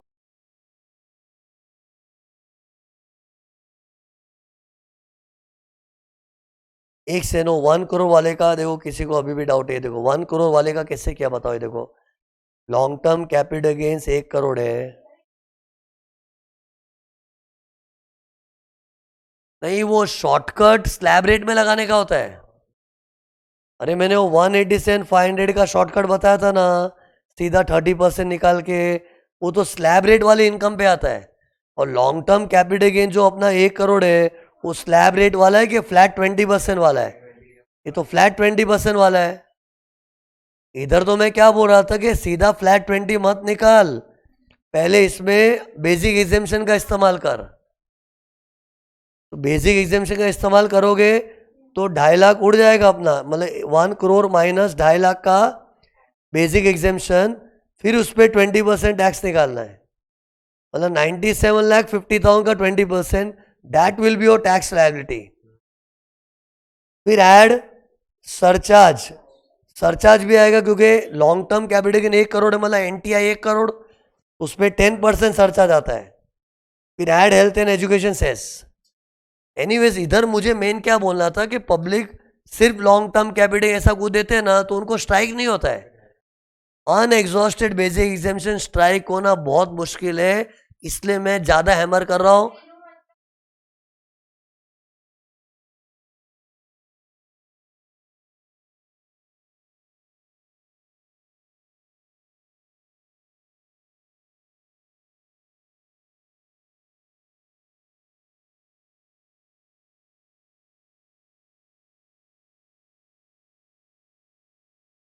हाँ तो उसी, ये देखो डाउट क्या है इधर देखो, लोग यार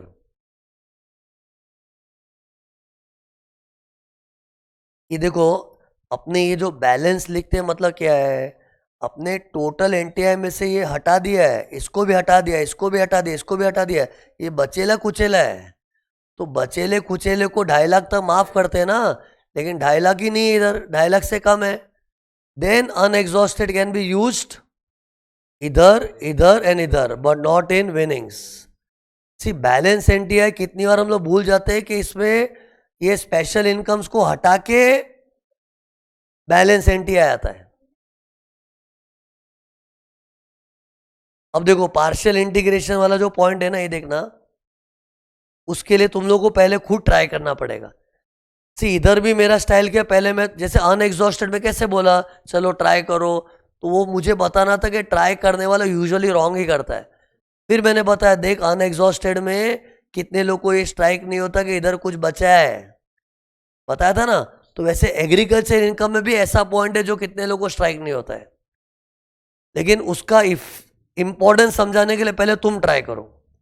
try this example this is a question. ये देखो इतना छोटा सा क्वेश्चन दिया मैंने, क्वेश्चन में सिर्फ इतना दिया है शॉर्ट टर्म गेन, और सिर्फ शॉर्ट टर्म दिया है ना, मतलब इक्विटी शेयर्स का नहीं है, सादा शॉर्ट टर्म है। और हम लोग अलग कॉलम किसका खड़ा करते हैं, इक्विटी शेयर्स के शॉर्ट टर्म का। तो अज्यूम करो मेरे पास जो शॉर्ट टर्म मैंने क्वेश्चन में दिया ना, ये जो क्वेश्चन है क्वेश्चन वो सादा शॉर्ट टर्म है, और एग्रीकल्चर इनकम 2 लाख है। तो इसको सॉल्व करो, भले इस बंदे का टैक्स निकालो, ये भी कोई इंडिविजुअल आदमी है स्लैब रेट वाला।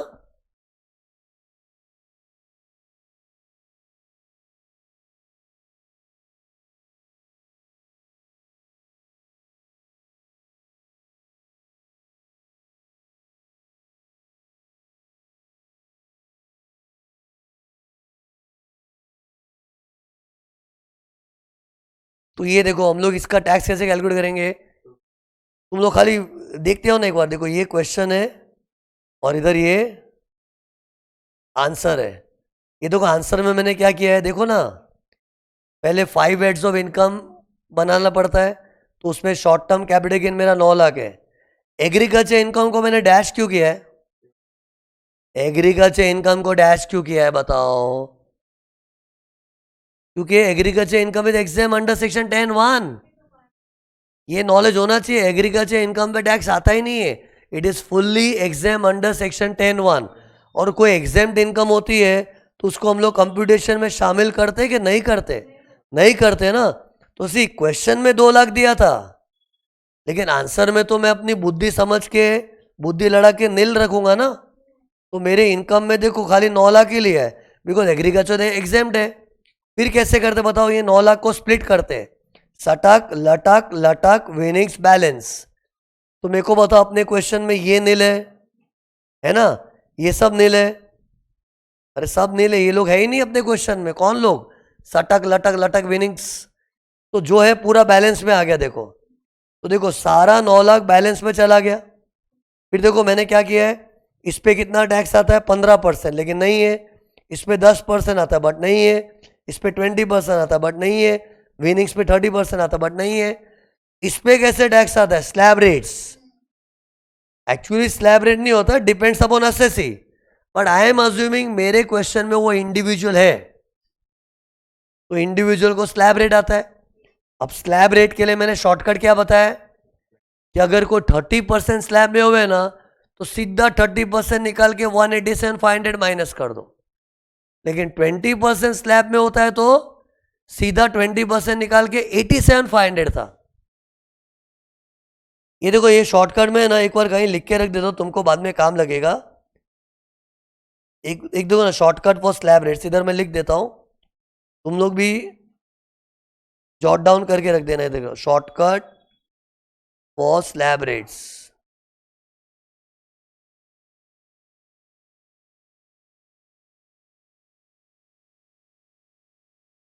कोई 30% स्लैब में होता है,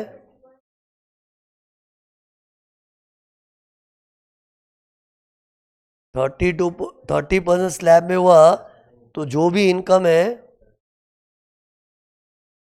उसका सीधा 30% निकाल दिया, फिर जो आंसर आया -187,500 फिक्स्ड,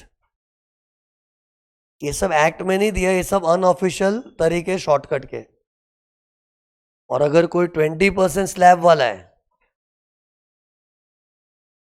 तो जो भी इनकम दी है उसका 20% डायरेक्ट निकाल दो, पूरे पे 20%।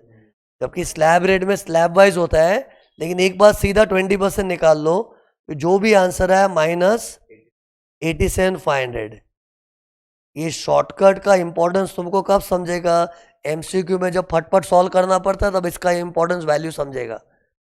लेकिन बी केयरफुल, ये मेरा शॉर्टकट है ना, सीनियर सिटीजन में नहीं चलेगा।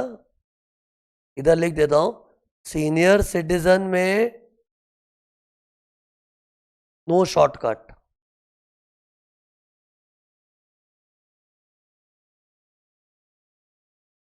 अगर क्वेश्चन में सीनियर सिटीजन हुआ तो, क्योंकि उसका स्लैब फिर अलग है ना, 3 लाख वाला, 5 लाख वाला, लेकिन उसमें शॉर्टकट नहीं। लेकिन अगर कोई नॉर्मल जवान आदमी का सम है जिसपे 2.5 लाख है, या फिर एचयूएफ है, जिस एचयूएफ पे तो 2.5 लाख ही होता है, तो ये हिसाब से कर सकते शॉर्टकट। ओके, तो अब बताओ मेरे को, अपने एग्जाम्पल में जो एग्रीकल्चर का था ना अपना एग्जाम्पल, इसमें अभी टैक्स कितना आएगा निकालना है।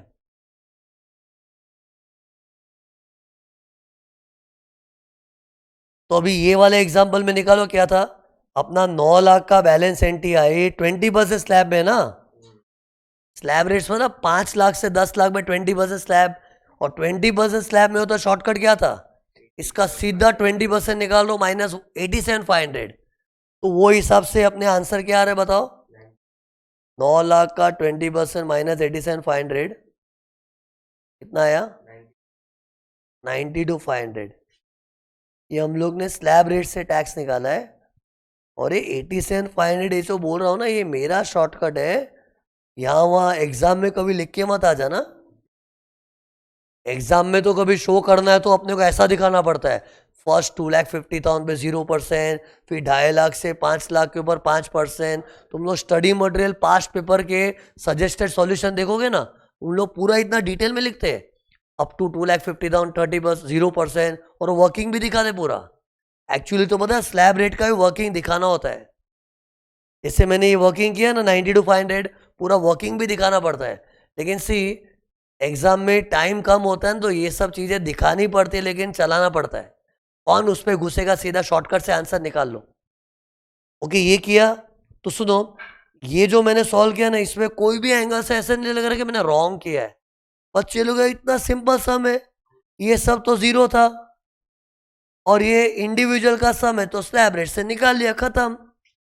रॉन्ग हो गया है। ये चीज भी मैं इसको बहुत पसंद करता हूँ, ये पॉइंट को इतना इंपॉर्टेंट है ना, मुझे पढ़ाते में मजा आता है, क्योंकि सब बच्चों का रॉन्ग होता है, ऐसा पॉइंट है। क्यों मालूम है? क्योंकि पता है एग्रीकल्चर इनकम को लेके एक स्पेशल रूल है जो कितने लोग को स्ट्राइक नहीं होता है। तो एक स्पेशल रूल का नॉलेज इधर यूज करना है, वो मैंने यूज नहीं किया, इसलिए इसको रॉन्ग बोल रहा हूं। तो सुनो, वो स्पेशल रूल क्या है, पहले मैं थोड़ी देर तो मैकेनिकली करूंगा, फिर लॉजिक बताऊंगा। एक बार रूल की तरह पढ़ो ना, तो देखो रूल, कभी भी क्वेश्चन में एग्रीकल्चर इनकम हुई ना, तो ये देखो स्क्रीन पर, इस तरह से टैक्स कंप्यूट करने का। क्यों ये सब बातें मैं थोड़ी देर रुक के करूंगा, अभी क्यों क्या चालू करूंगा कंफ्यूजन हो जाएगा ना। एक बार मैकेनिकली समझो ना कि कभी भी क्वेश्चन में, वो भी इंडिविजुअल आदमी का सम, इंडिविजुअल एचसीएफ जो स्लैब रेट वाले व्यक्ति होते हैं ना, उन लोग के सम में अगर एग्रीकल्चर इनकम दिखी ना, तो ये देखो, तो बैलेंस एनटीआई का टैक्स ऐसे फटके से एक झटके में मत निकाल देना, अंडा मिलेगा, रॉन्ग है वो। तो वो बैलेंस एनटीआई का टैक्स निकालने का सही तरीका ये है। ये क्या है बताऊंगा, लेकिन again I am repeating, this is all about balance NTI. इधर मच मच नहीं है, इससे तो मैंने इसको लिया भी नहीं मेरे क्वेश्चन में, सब नील रखा है।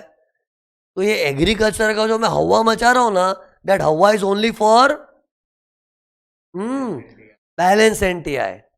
तो बैलेंस एनटीआई में डायरेक्ट स्लैब रेट मत लगाना, ऐसे करना। देखो कैसे, ये देखो, तुम लोग थोड़ी देर तक कैलसी से कैलकुलेट करो ना, तुम लोग को लॉजिक बाद में बताऊंगा। ये देखो क्या लिखा है पहले, first you have to compute tax on balance NTI plus agriculture income. तो मेरे को बताओ अपना बैलेंस एनटीआई कितना था, इधर मैं लिखते आता हूँ, ये देखो बैलेंस एनटीआई मेरा 9 लाख था। चेक कर दिया, ये देखो कहाँ से आया था, देखो चेक करो, ये देखो ये था ना बैलेंस एनटीआई। और एक और चीज नोटिस करना, इसके अंदर एग्रीकल्चर इनकम को लिया था कि डैश किया था? डैश किया था, मतलब ये 9 lakh is without agriculture income because it is exam ना।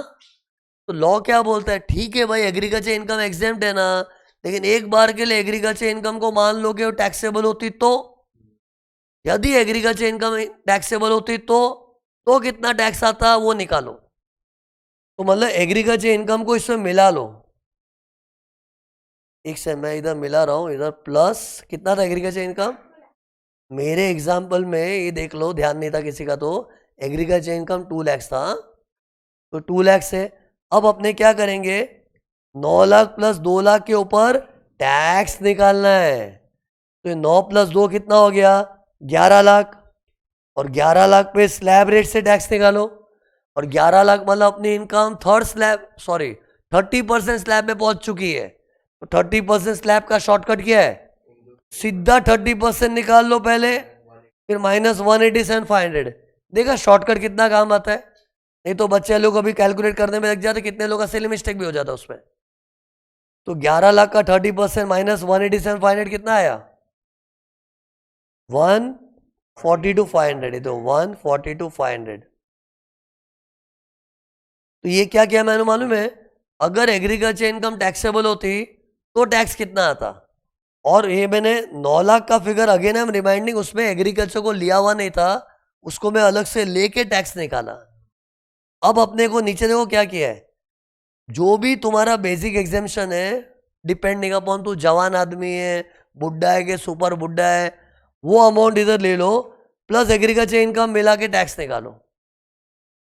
क्यों हो रहा है सब बताऊंगा, लेकिन पहले करो। बेसिक एग्जाम्शन अपना कितना है,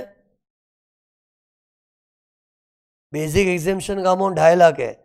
आई एम अज्यूमिंग मेरे क्वेश्चन में जो एसएससी वो सीनियर सिटीजन नहीं है। 2.5 लाख प्लस इसमें एग्रीकल्चर इनकम को ऐड कर दो,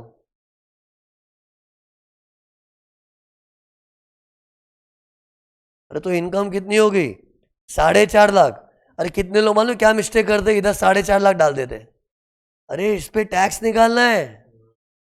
सीरियसली बता रहा हूं, ये चीज बहुत इंपॉर्टेंट, इसको मैं कुछ कर रहा हूं, देखो टैक्स निकालना है अपने को, टैक्स, ये मत भूलना।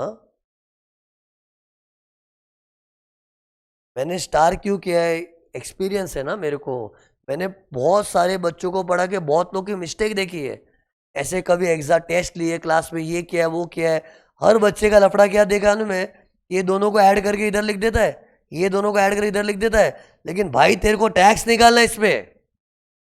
तो 4.5 लाख का tax as per slab rate, और इसके लिए शॉर्टकट नहीं है, मैंने शॉर्टकट तुमको 20% और 30% स्लैब वाला हुआ तो दिया है, और इसमें शॉर्टकट की जरूरत भी नहीं है, क्योंकि 4.5 लाख है ना, तो 4.5 लाख में से शुरुआत का 2.5 लाख पे तो 0% टैक्स है, और ऊपर कितना बचा, और 2 लाख ही बचा है, उस पर 5% टैक्स आएगा, और 2 लाख का 5% कितना हो गया, 10,000। तो 10,000 टैक्स आ गया। तो देखो कहाँ लिख रहा हूं मैं, 10,000 इसका टैक्स आ गया है, 10,000, ये माइनस करना है। अब आंसर क्या आया, 132,500। This is the right answer, 132,500। अब चेक करो अपने क्या आंसर निकाल के बैठे थे, देखो ये देखो अपने क्या कांड करके बैठे थे इधर, 92,500, जबकि सही आंसर, एक से इसको कट करना पड़ेगा, रॉन्ग है तो, ये देखो ये रॉन्ग था ना, एक से है ना, किधर गया ये रॉन्ग है, तो what is the right answer, 132,500, 132,500। अभी मुझे कन्विंस करना पड़ेगा, ऐसा क्यों, तो सी कन्विंस तो मैं कर दूंगा, लेकिन मेन तुमको कैलकुलेशन आएगा तो मार्क्स मिलेगा ना, तो एक बार कैलकुलेशन तो बताओ तो कैसे करोगे, कन्विंस करते रहूंगा उसकी चिंता मत करो, पहले कैलकुलेशन बताओ क्या करना है। अब पहले क्या करने का बताओ, ये जो अपने लास्ट कॉलम में जो आंसर है ना, ये विदाउट एग्रीकल्चर होगा, क्योंकि हमने एग्रीकल्चर को डैश मारा रहेगा। तो जो बैलेंस एंट्री है ना, उसमें एक बार एग्रीकल्चर इनकम मिला लो और मिला के स्लैब रेट से टैक्स निकालो। फिर बेसिक एग्जेम्पशन में एग्रीकल्चर इनकम मिलाओ, उस पे टैक्स निकालो स्लैब रेट से। फिर इन दोनों टैक्सेस का जो डिफरेंस आता है ना, that is the right answer, और वो इधर लिखोगे तो मार्क्स मिलेगा पूरा। अब सुनो, इसके पीछे लॉजिक क्या बताता हूं।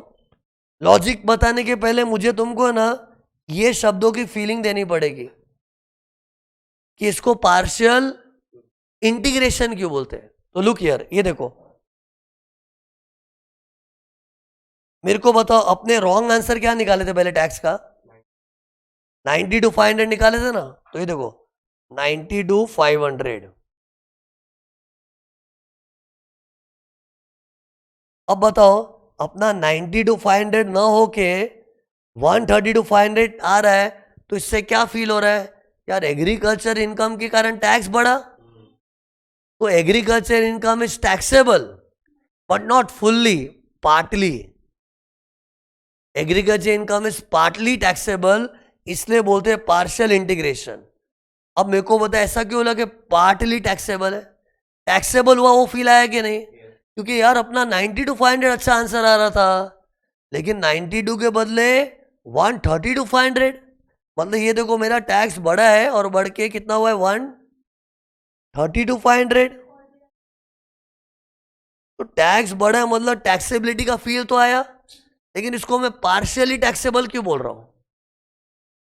Common sense. ये देखो, अगर एग्रीकल्चर इनकम पूरी टैक्सेबल होती तो अपुन का टैक्स कितना था? 140 to 500।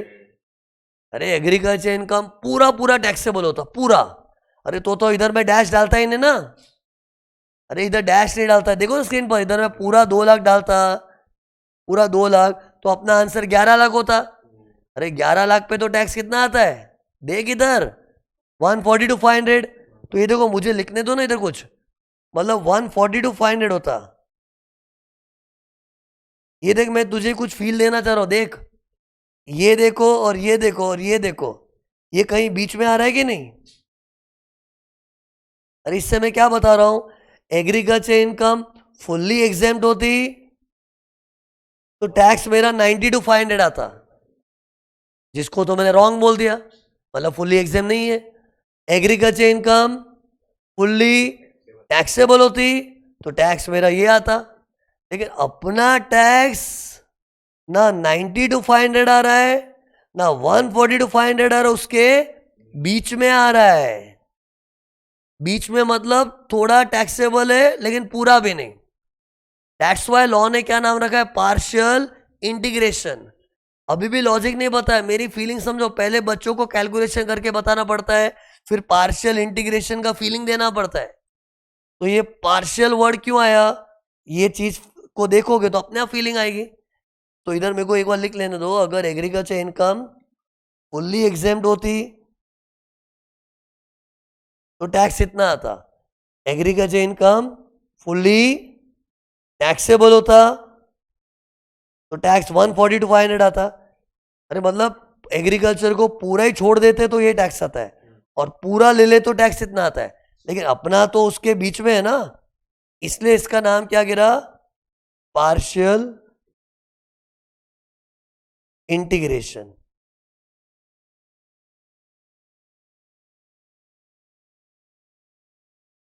Can now tell me, ऐसा क्यों हो रहा है? ये रूल सुन के ना स्टूडेंट को फील करना चाहिए तो धोखाधड़ी है यार। बड़ा सेक्शन 10(1) खोल के रखी गवर्नमेंट, ये देखो 10(1), और 10(1) के नाम का भारत में हवा मचा रखा है। खेती करने वालों तुम्हारी इनकम एग्जेम्प्ट है, एग्जेम्प्ट है, और खाक एग्जेम्प्ट है। खेती की इनकम के कारण तो मेरा टैक्स बढ़ जाता है। तो ऐसा क्यों किया गवर्नमेंट ने? पब्लिक को उल्लू बनाया। अरे उल्लू ही बनाया। इधर देखो, खाली इधर दिखावे के लिए देखो डैश किया, स्क्रीन पर देखो ना क्या कर रहा हूं, दिखावे के लिए डैश किया, लेकिन इधर कैलकुलेशन का जुगाड़ देखा कैसा है? ऐसा किया कि अपना टैक्स बढ़ गया, पब्लिक को उल्लू बनाया। तो सुनो, पब्लिक जब गवर्नमेंट के आगे बोमा बोम करेगी ना, तो गवर्नमेंट क्या, देखो जवाब क्या है, गवर्नमेंट बोलेगी देखो, देखिए एग्रीकल्चर को हम लोग है ना टैक्स सीधी तरीके से नहीं मार सकते, क्योंकि कॉन्स्टिट्यूशन ऑफ इंडिया के हिसाब से एग्रीकल्चर इनकम को सेंट्रल गवर्नमेंट टैक्स नहीं मार सकती। ये देखो, थोड़ा है ना कॉन्स्टिट्यूशन ऑफ इंडिया का रीजन देना पड़ेगा। ये देखो, कॉन्स्टिट्यूशन ऑफ इंडिया मालूम है? अरे भारत में जितने भी कानून है ना, संविधान वगैरह जो बोलते हैं, लेकिन भारत में जितने भी कानून ना उसका बाप कौन है? Constitution of India. पता है कॉन्स्टिट्यूशन इंडिया में एक पॉइंट है, इन लोग ने ना सेंट्रल गवर्नमेंट और स्टेट गवर्नमेंट का एरिया बांट के रखा है। अरे पावर्स बांट के रखे। ये देखो, सेंट्रल गवर्नमेंट के इलाके में ये सब काम आते हैं, देखो ना स्क्रीन पर, और स्टेट गवर्नमेंट के इलाके में ये सब काम आते हैं। अरे दोनों सेंट्रल गवर्नमेंट जैसे मोदी चला रहा है, स्टेट गवर्नमेंट तो हर स्टेट का अलग मिनिस्टर होता है, तो सबका काम बांट के रखना पड़ता है ना। तो सुन, अभी मेन टेक्निकल पॉइंट का, इधर देखो, एग्रीकल्चर इनकम मालूम है किसके दायरे में आता है? देखो, स्टेट गवर्नमेंट का मैटर है। मतलब एग्रीकल्चर इनकम पे अगर कोई टैक्स मारने का राइट रखता है तो वो है स्टेट गवर्नमेंट, सेंट्रल गवर्नमेंट को राइट ही नहीं है। इसलिए सेंट्रल गवर्नमेंट ने मजबूरन 10(1) में उसको एग्जाम कर रखा है। 10(1) में एग्जाम करने के लिए सेंट्रल गवर्नमेंट को क्या बोला हुआ है मालूम है? कि तू एग्रीकल्चर को टच भी नहीं कर सकता है। ये देखो ना, मैंने लिस्ट बनाई है, एग्रीकल्चर इन लोग की लिस्ट में आता ही नहीं है। तो because of that central government ने क्या किया है, उसको 10(1) में एग्जाम कर दिया। अरे इनकम टैक्स किसका है? स्टेट गवर्नमेंट के सेंट्रल गवर्नमेंट? Central government. और ये सेक्शन 10(1) में जो है वो इनकम टैक्स का ही है ना, और इनकम टैक्स सेंट्रल गवर्नमेंट का ही है ना।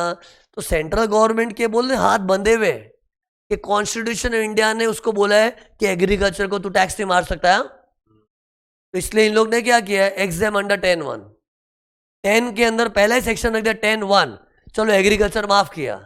और मन में क्या चल रहा है, माफ क्या किया, हमारा राइट ही नहीं उसको टैक्स मारने का। उस पर टैक्स कौन मारता है? State government. और पता है स्टेट गवर्नमेंट खेती करने वालों को अलग अलग टाइप की चीज मारती है, लेकिन अपने कभी पढ़ते नहीं, क्योंकि अपने सिलेबस में इनकम टैक्स है और इनकम टैक्स सेंट्रल गवर्नमेंट का है। तो सेंट्रल गवर्नमेंट की अंदर की बात सुनो, क्या है, उनको मजबूरी में क्या एग्रीकल्चर इनकम एग्जाम करना पड़ा अंडर सेक्शन 10(1). लेकिन पता है, सुनो, सेंट्रल गवर्नमेंट का पेट दुख रहा है अभी, क्या सोच के, यार खेती के नाम पे कोई 5-5, 6-6 करोड़ कमाता है यार, और हम उसको मजबूरन टैक्स नहीं मार पा रहे बिकॉज ऑफ कॉन्स्टिट्यूशन इंडिया। तो उन लोग ने पता है क्या किया, सीधी उंगली से घी नहीं निकल रहा है ना, तो उंगली को टेढ़ी कर दिया। टेढ़ी कैसे किया मालूम है? स्लैब रेट्स पे गेम खेला। ये देखो, ये देखो, जल्दी देख, जल्दी देख, जल्दी देख, ये स्लैब रेट्स से, तो स्लैब रेट्स के अंदर ऐसा गेम खेला ना कि एग्रीकल्चर के ऊपर टैक्स मार दिया। सिर्फ पब्लिक को लगता है इधर, ये देखो, जब मेरा आंसर 132,500 है ना, पब्लिक बैठे बैठे बोलती भी है ये क्या टाइम पास है, एग्रीकल्चर को टैक्स मारना है। तो ये देखो ना, इधर ही ले लेते, ये देखो ना, इधर इधर ही इसका अमाउंट डाल देते ना। कितना था एग्रीकल्चर? 2 लाख था ना, इधर ही ले लेते। लेकिन इधर क्यों नहीं ले सकते बताओ? क्योंकि उधर एक इनकम की तरह, टैक्सेबल इनकम की तरह लिया, तो we are going against the constitution of India.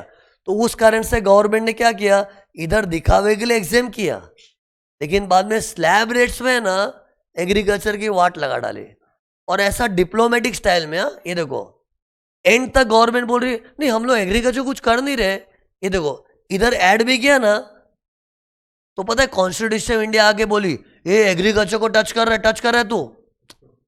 तो सेंट्रल गवर्नमेंट बोली ये ले निकाल दिया, ये ले निकाल दिया। अरे लिया फिर निकाल दिया।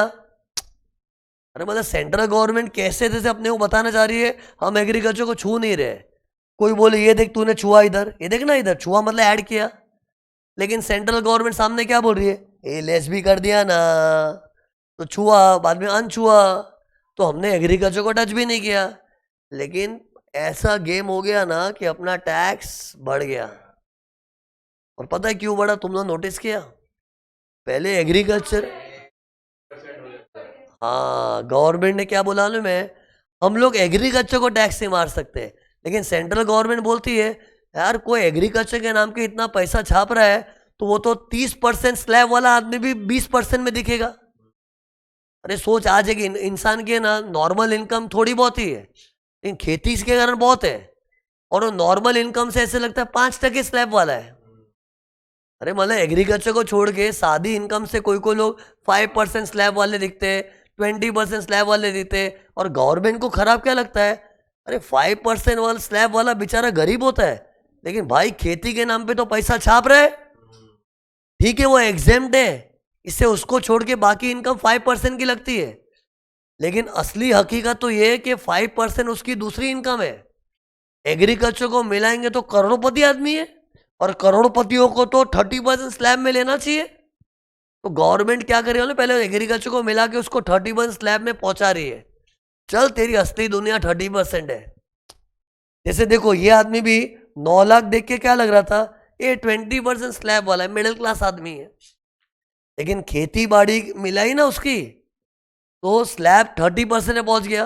अरे 11 लाख 10 लाख के ऊपर होता 30% स्लैब, तो उसकी असलियत मालूम पड़ी ना। उसी गवर्नमेंट बोलती है भाई ये 9 लाख देख के हमको तो 20% वाला आदमी लगा, लेकिन असली में तो भाई साहब एग्रीकल्चर के नाम पे पैसा छाप रहा है, और वो हिसाब से तो आदमी 30% स्लैब का है, तो हम उसकी असली औकात के हिसाब से टैक्स मारना चाहते हैं। असली मतलब इनकम वाला औकात था।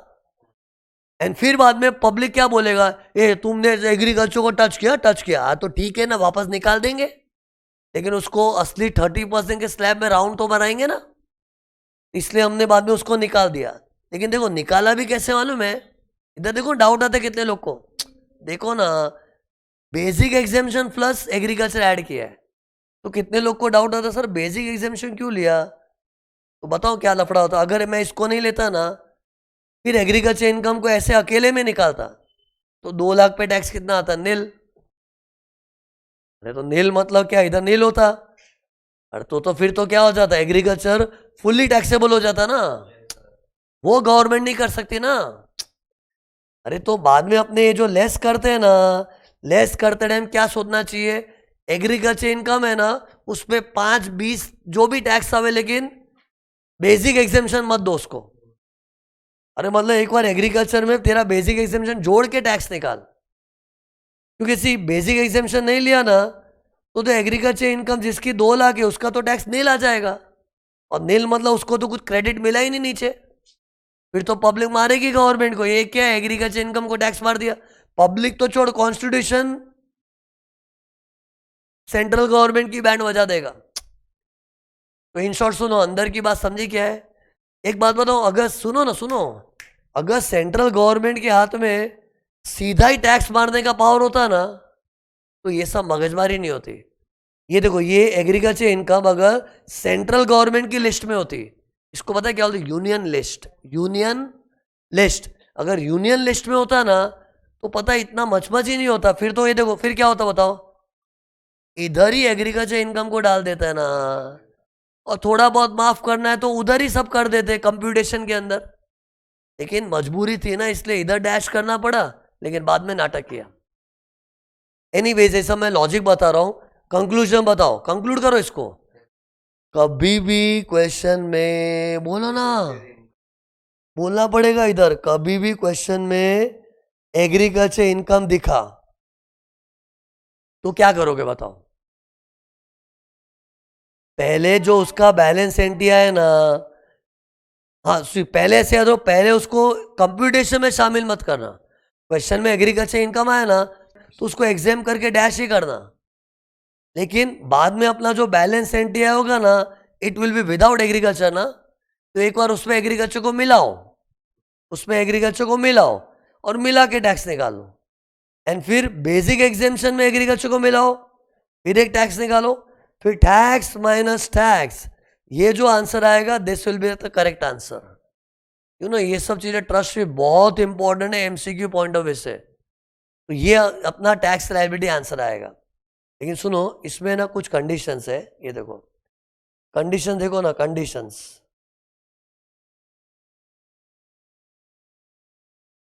ये गवर्नमेंट चिंदीगिरी कब करेगी अनु में?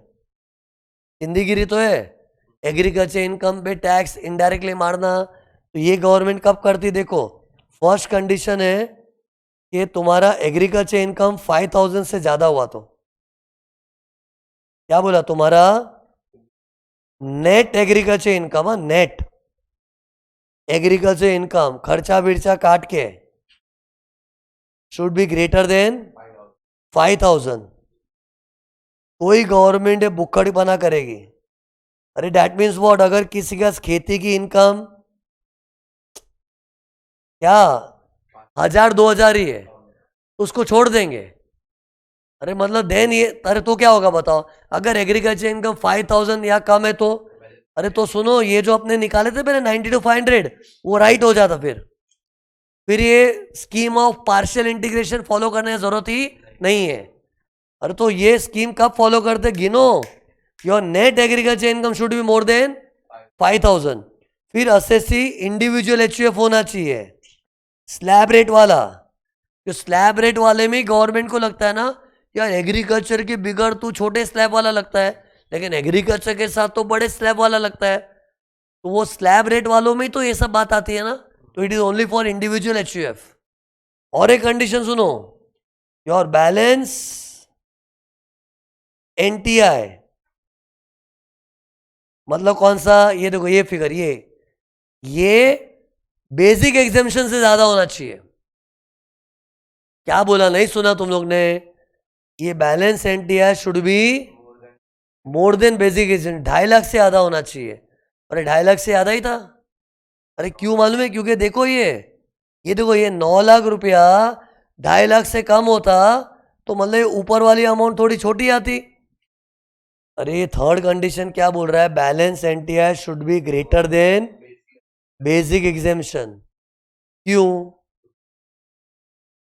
अरे क्योंकि अगर बैलेंस एनटीआई छोटा हुआ ना, छोटा, ये देखो, ये अमाउंट अगर छोटा हुआ, किससे छोटा? बेसिक एग्जामिशन से, तो पता है अपना ये ऊपर वाला आंसर छोटा आता और नीचे वाला आंसर बड़ा आता, तो ये अपना आंसर ही नेगेटिव में आता। अरे मतलब फॉर्मूला फेल जाता है। ये फॉर्मूला सक्सेसफुल कब होता है? जब ऊपर वाली अमाउंट बड़ी हो। क्योंकि सी, एग्रीकल्चर इनकम तो ऊपर नीचे दोनों में सेम है, देखो तो सही, ये तो दोनों में सेम है, लेकिन ऊपर वाली अमाउंट बड़ी कब आएगी? जब ये ग्रेटर होगा इससे। अरे तभी तो कंडीशन बन गई कि balance NTI should be greater than basic exemption. अरे ये 3 कंडीशन सेटिस्फाई करना पड़ता है। कौन सा 3 कंडीशन? ये, तब जाके नॉलेज यूज करना है। अरे पब्लिक नॉलेज यूज करती है, लेकिन कई बार पब्लिक रॉन्ग जगह नॉलेज यूज करती है। तो मेरे को बताओ नॉलेज कब यूज करना पड़ता है? देखिए बिगर, पहले तो क्वेश्चन में खेती वाली इनकम हो और खेती से जो खर्चा विर्चा काट के net income should be more then 5,000। क्योंकि 5,000 तक कोई खेती से कमाए ना, गवर्नमेंट बोल चल मजा कर, वो एग्जाम्ड है, पूरा एग्जाम्ड रखेंगे, उधर पार्शियल इंटीग्रेशन घुसेड़ेंगे नहीं। तो first condition, agriculture income should be greater than 5,000। Second, slab rate वाला व्यक्ति होना चाहिए, इंडिविजुअल एचयूएफ। थर्ड, तुम्हारा बैलेंस एनटीआई, मतलब कौन सा? ये लास्ट कॉलम वाला amount should be greater than basic exemption, मतलब ये वाली अमाउंट इससे ग्रेटर होने चाहिए, तो ही ये स्कीम फॉलो करनी है। और ये भी बहुत important from MCQs point of view. तो बस खत्म हो गया है। एक सेकंड,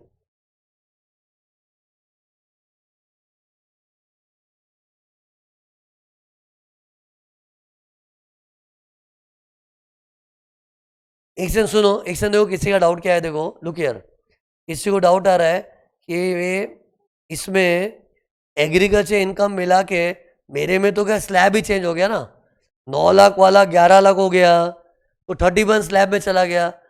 ये तो मैं खाली तुमको ऑब्जर्व करा रहा हूँ, बाकी ऐसा कोई रूल नहीं है। अरे यहाँ तक ऐसा भी हो ना, एग्रीकल्चर को मिला के तुम सेम स्लैब में भी रहोगे ना, तो भी अपने को वर्किंग करनी पड़ेगी, क्योंकि नीचे एग्रीकल्चर इनकम तो शायद 5% स्लैब से लेस होगी ना।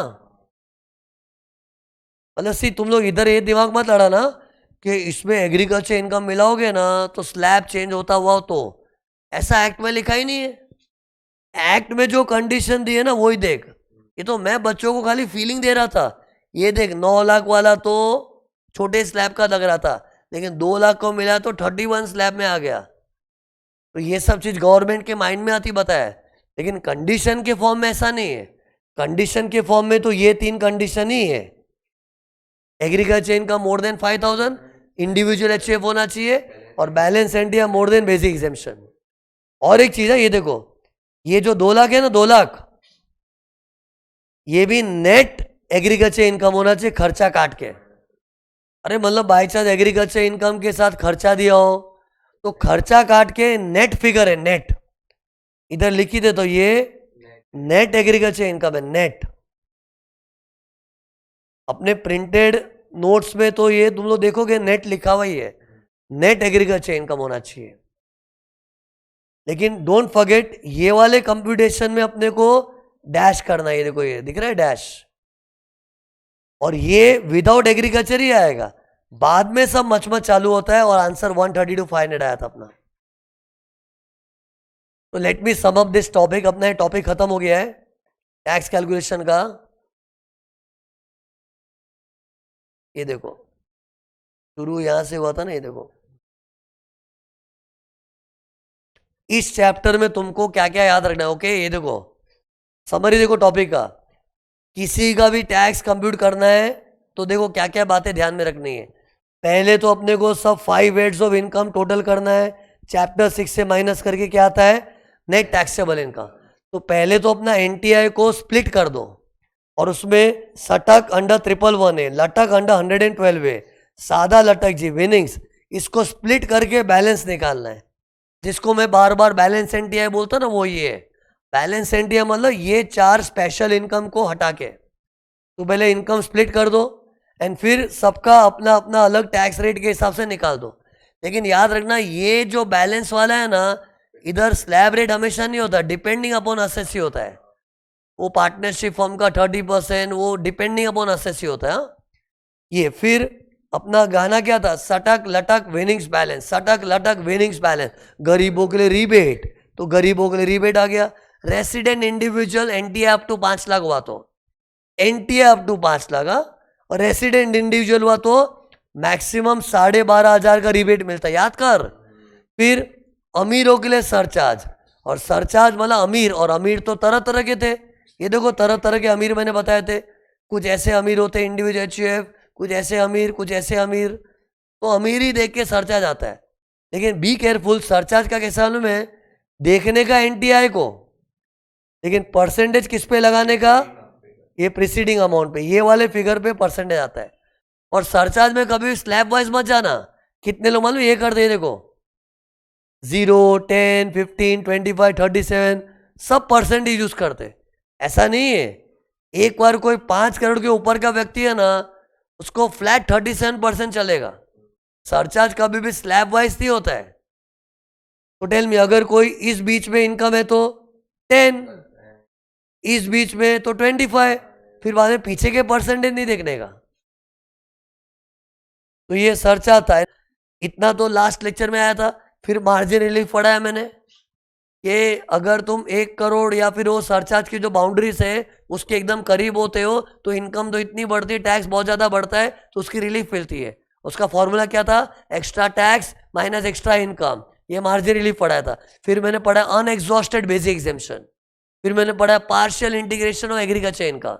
लेकिन एक चीज नोटिस की, मार्जिन रिलीफ की थियरी तो हर जगह काम आती है। Unexhausted basic exemption, individual HUF भी रेसिडेंट हुआ तो, पार्शियल इंटीग्रेशन भी इंडिविजुअल एचयूएफ पे था।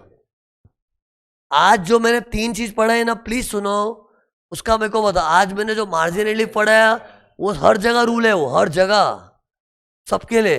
अनएग्जॉस्टेड बेसिक एग्जेम्पशन पढ़ा है, वो resident individual HUF slab rate वाला व्यक्ति होना चाहिए। और एग्रीकल्चर इनकम का पार्शियल इंटीग्रेशन भी इंडिविजुअल नहीं, रेसिडेंट नहीं था उधर, individual and HUF. See knowledge मिला था, लेकिन बी केयरफुल, मार्जिन रिलीफ का नॉलेज हर जगह लगा। अनएग्जॉस्टेड का रेसिडेंट इंडिविजुअल एचयूएफ हुआ तो, और एग्रीकल्चर का पार्शियल इंटीग्रेशन इंडिविजुअल एचयूएफ। लेकिन वो भी एग्रीकल्चर इनकम थोड़ी बड़ी होनी चाहिए, 5,000 से ज़्यादा तो। तो ये सब था टैक्स कैलकुलेशन के टॉपिक में, खत्म। टैक्स लायबिलिटी का चैप्टर समाप्त हो गया। ओके